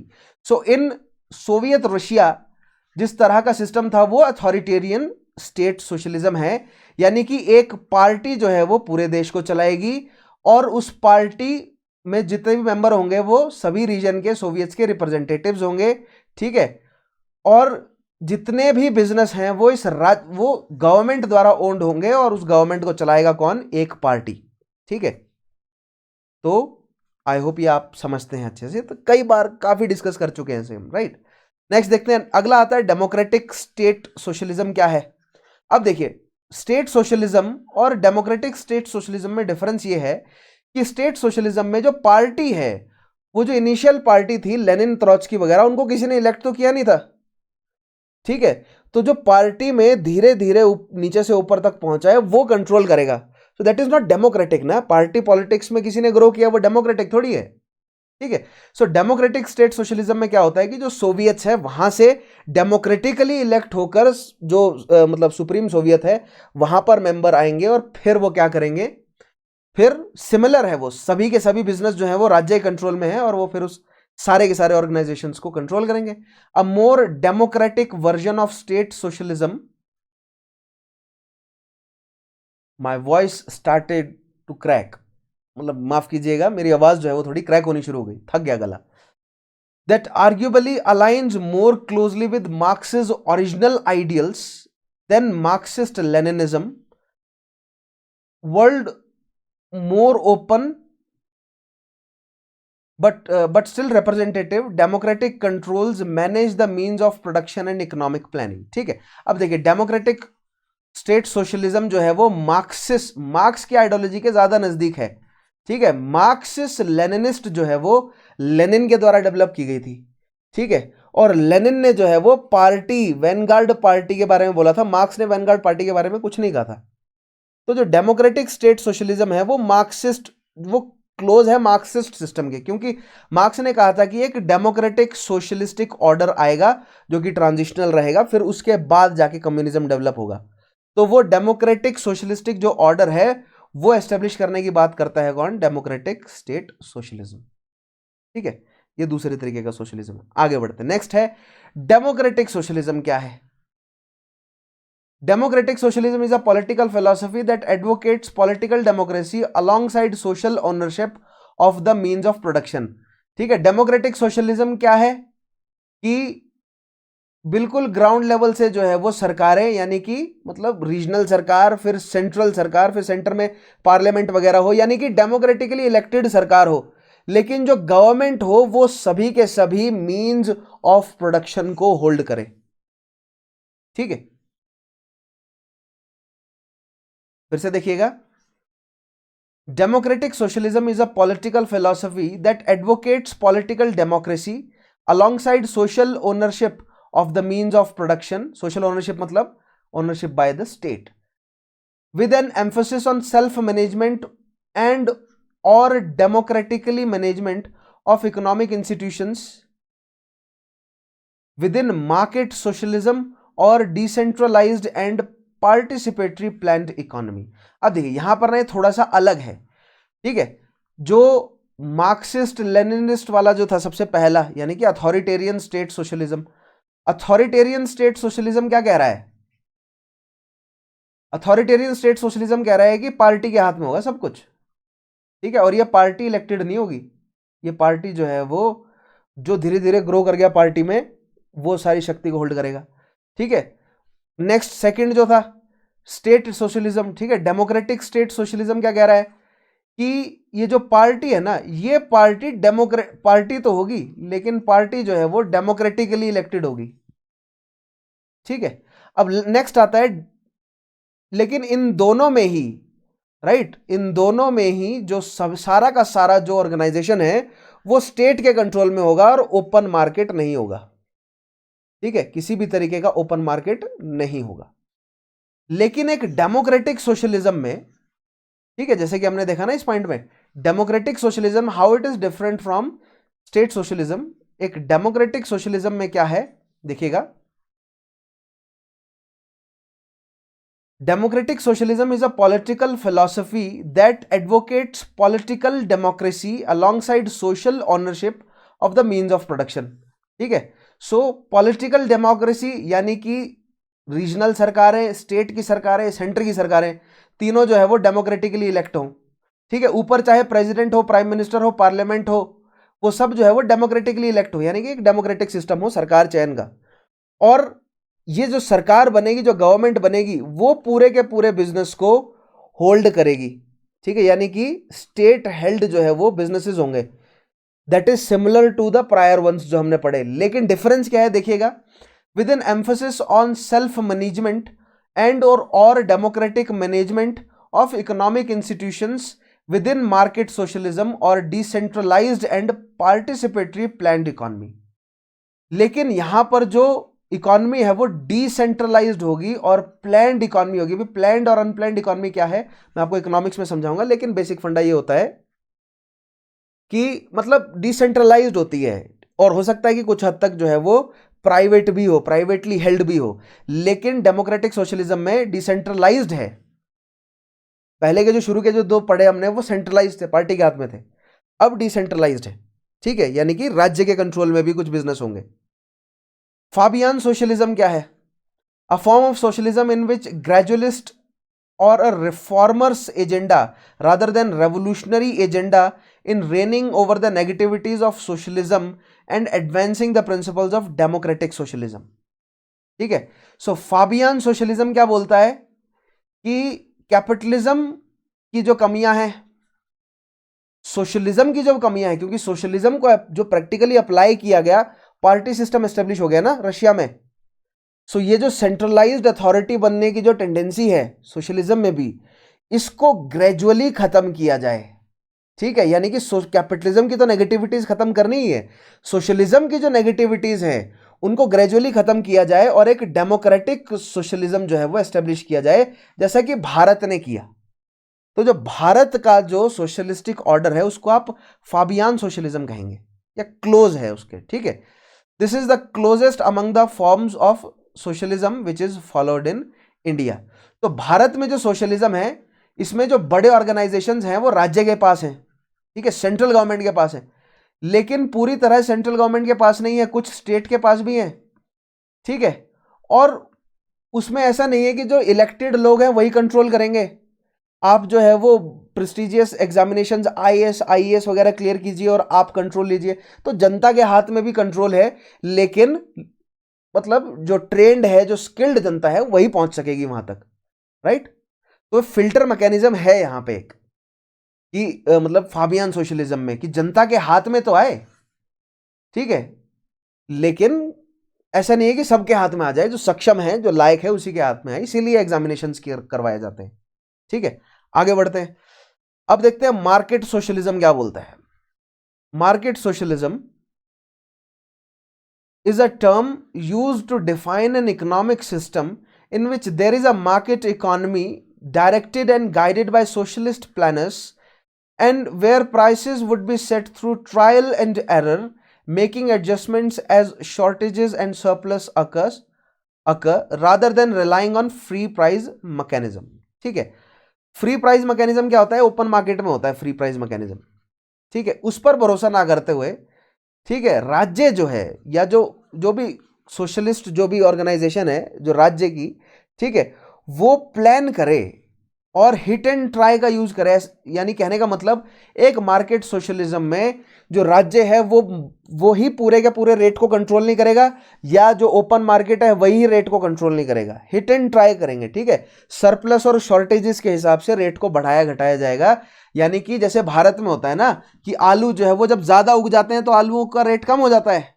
ठीक है, आलू जब कम हो जाते हैं तो आलू का रेट बढ़ा दिया जाता है, और अगर हद से पार हो जाए तो फिर सरकार सब्सिडी भी प्रोवाइड करती है। तो इसे कहा जाता है मार्केट सोशलिज्म, जिसमें राज्य जो है वो हिट एंड ट्राई करता है सरप्लस और शॉर्टेज के हिसाब से। ठीक है, by contrast a socialist market economy such as that practiced in People's Republic of China. अब इस तरह की जो सोशलिस्ट मार्केट इकोनॉमी है वो पीपल रिपब्लिक ऑफ चाइना में बड़े लेवल पर प्रैक्टिस की जा रही है। ठीक है, is one where major industries are owned by state entities but compete with each other within a pricing system set by the market and the state does not routinely intervene in the setting of the prices। ठीक है, तो PRC में क्या है कि PRC का जो petro oil है, ठीक है, मतलब पेट्रो चाइना जो है, राइट, यानी कि चाइना का जो पेट्रोल है, चाइना के जो बैंक्स हैं, चाइना की जो मान लीजिए रोड कंस्ट्रक्शन है जैसे भारत की एनएचएआई है, ठीक है, चाइना के जो रेलवेज है, ये सब जो है वो चाइना की सरकार के हाथ में है। लेकिन ये सारी ऑर्गेनाइजेशंस ऐसा नहीं है कि स्टिफ प्राइसेस से बंधी हुई हैं, ये सारी ऑर्गेनाइजेशन हैं तो सरकार के कंट्रोल में, but they are free to compete in an open market. So an open market within social, मतलब within state held organizations, that is known as an market socialism. इस तरह भी पुट किया जा सकता है जैसे चाइना में, ठीक है। जैसे भारत में भी है, भारत की रेलवेज जो है वो भारत की NHAI से कंपीट कर सकती है, ठीक है। प्राइसेस कंपीट करते हैं आपस में, ऑब्वियसली करते हैं। दिस इज मार्केट सोशलिज्म, ठीक है। सो इन सम मतलब टू सम अप, आसान भाषा में बोलूं तो जिस तरह ओपन मार्केट होता है कि सभी कोई भी जो है वो प्राइवेट ओन कर सकता है बिजनेस को, ठीक है, सोशलिज्म में ऐसा नहीं है। सोशलिज्म में क्या है कि स्टेट जो है वो बिजनेस को होल्ड करेगा, लेकिन जितने भी बिजनेस है वो आपस में कंपीट कर सकते हैं। स्टेट जो है वो बड़े लेवल पर इंटरवीन नहीं करेगा उनके प्राइसेस को डिक्टेट करने के लिए, वो आपस में एक ओपन मार्केट बना लेंगे, ठीक है। सो जब एक सोशलिज्म के अंदर एक ओपन मार्केट बनता है उसको मार्केट सोशलिज्म कहते हैं, राइट। नेक्स्ट देखिएगा, नेक्स्ट है mixed economies, new deal socialism, social democracy. So mixed economy, जैसे भारत की आप कुछ जगहों पर, खास तौर पर जो पोर्ट्स हैं भारत के, वहां पर मिक्स्ड इकोनॉमीज आप मान सकते हैं। Free enterprises coexist with central regulation on the economy, some socialised production and welfare programmes with markets ultimately subject to representative democratic control, ठीक है। तो मिक्स्ड इकोनॉमीज में क्या हो गया कि open market as well as जो स्टेट है दोनों का इंटरफेरेंस रहेगा प्राइस को कंट्रोल करने में, ठीक है। Basic simple as that. आगे देखिए, अब देखते हैं लिबर्टेरियन सोशलिज्म क्या होता है। It aims to create a society without political, economic और social hierarchies in which every person would have free equal access to tools of information and production, ठीक है। सो लिबर्टेरियन सोशलिज्म मैंने आपको बताया था ना, लिबर्टेरियन जो सिस्टम है वो क्या कहता है कि गवर्नमेंट का इंटरवेंशन कम से कम हो, ज्यादा से ज्यादा शक्ति किसके पास हो, जनता के पास हो, right. So free equal access to tools of information and production सभी को हो, और पॉलिटिकल और इकोनॉमिकल हायरार्कीज ना हो या कम से कम हो, ठीक है। This would be achieved through the abolition of authoritarian institutions and private property, ठीक है। ये अथॉरिटेरियन इंस्टीट्यूशंस यानी कि मान लीजिए जैसे आरबीआई है, आरबीआई सभी बैंक्स को बोल रहा है कि आपको कैसे जो है वो काम करना है इंडिया में, तो इस तरह का अथॉरिटेरियन इंस्टीट्यूशन नहीं होगा, ठीक है। और प्राइवेट प्रॉपर्टी नहीं होगी, यानी कि जैसे आरबीआई जो है वो गवर्नमेंट ऑफ इंडिया का है, राइट, तो वो सरकार का है, लेकिन मान लीजिए जो प्राइवेट बैंक्स है लाइक IDFC है, ठीक है, HDFC है, ये क्या है, ये प्राइवेट प्रॉपर्टीज हैं। So that direct control of the means of production and resources will be gained by working class in society as a whole. तो आप कहेंगे कि अगर प्राइवेट प्रॉपर्टी भी ना हो, ठीक है, सरकारी अथॉरिटीज भी ना हो, तो कंट्रोल कौन करेगा, तो कंट्रोल करेगी वर्किंग क्लास। वर्किंग क्लास की छोटी छोटी ऑर्गेनाइजेशंस बनेंगी, वो कंट्रोल करेगी इन सब इंस्टीट्यूशंस को। तो कहने का मतलब बड़े इंस्टीट्यूशंस नहीं बनेंगे, यही तो गांधी जी बोल रहे थे ना कि गांव से जो है वो इंडस्ट्रीज को डेवलप करना शुरू करो ताकि बड़ी इंस्टीट्यूशंस ना बने, क्योंकि बड़े इंस्टीट्यूशंस होंगे तो वो मोनोपोलीज क्रिएट करेंगे, भले ही वो स्टेट हेल्ड मोनोपोली हो या प्राइवेटली हेल्ड मोनोपोली हो, ठीक है। Most libertarian socialist advocate abolishing the state all together. तो लिबर्टेरियन जो है वो बेसिकली क्या है, लेफ्ट विंग एनार्किस्ट ही है, ठीक है। मैंने आपको पिछले टॉपिक में बताया था लिबर्टेरियन जो है वो क्या है, लेफ्ट विंग एनार्किस्ट है। वो चाहते हैं कि स्टेट या तो हो ना, या तो कम से कम हो, ठीक है। In much the same way utopian socialist and many varieties of anarchism including social anarchism, anarcho communism, anarcho collectivism, anarcho syndicalism, ये सभी क्या बोलता है कि अनार्की हो, या तो अनार्की के साथ कम्युनिज्म हो, अनार्की के साथ बिजनेसेस कलेक्टेड हो, या बिजनेस के सिंडिकेट या कॉन्ग्लोमरेट्स हो, ठीक है। लास्ट में आता है आपका, आई होप आपको ये समझ आया होगा लिबर्टेरियन सोशलिज्म। अगर आपने लिबर्टेरियनिज्म वाला जो टॉपिक मेरा ठीक से पढ़ा है तो वहां पर मैंने मोस्ट ऑफ द ये पॉइंट्स क्लियर कर दिए हैं, ठीक है। आगे बढ़ते हैं, आज का अंतिम पॉइंट है अनार्को कम्युनिज्म क्या है। It has many of its features of libertarian socialism. So anarcho-communism is essentially libertarian socialism. ठीक है, क्यों? क्योंकि anarchism का ही एक रूप libertarianism है और कम्युनिज्म का ही एक रूप सोशलिज्म है, तो ये सिनोनिमस हो गए एक दूसरे के, राइट। बट डिफरेंशिएट्स, लेकिन अलग क्या है देखते हैं, itself mainly in that it seeks a more complete stateless anarchy and facilitates individual agency above collective or communal concern. Libertarian socialism क्या कहता है कि इस तरह के छोटे छोटे सोवियत हों या काउंसिल्स हों जो कि कंट्रोल करें। एनार्को कम्युनिज्म क्या कहता है कि इंडिविजुअल के हाथ में ही हो, यानी कि जिस तरह सोशलिज्म के बाद कम्युनिज्म आएगा उसी तरह लिबर्टेरियन सोशलिज्म के बाद आता है एनार्को कम्युनिज्म। ठीक है, ट्रांजिशनल हो गया, क्योंकि लिबर्टेरियन सोशलिज्म में क्या है, छोटे छोटे ऑर्गेनाइजेशन है। अनार्को कम्युनिज्म में वो छोटे छोटे ऑर्गेनाइजेशन भी नहीं होंगे। ठीक है, टोटल अनार्की होगी और वो यूटोपियन होगा, मतलब अच्छा होगा माहौल, ऐसा नहीं होगा मार काट हो रखी होगी। ठीक है, क्योंकि अनार्की को सिनोनिमस बना दिया गया है मार काट के, लेकिन ऐसा जो पॉलिटिकल फिलोसफर्स रहे 19th 20th सेंचुरी के, उन्होंने अनार्की को उस तरह डिवाइस या नहीं डिड्यूस नहीं किया। ठीक है, yes, so this is the end of today's session.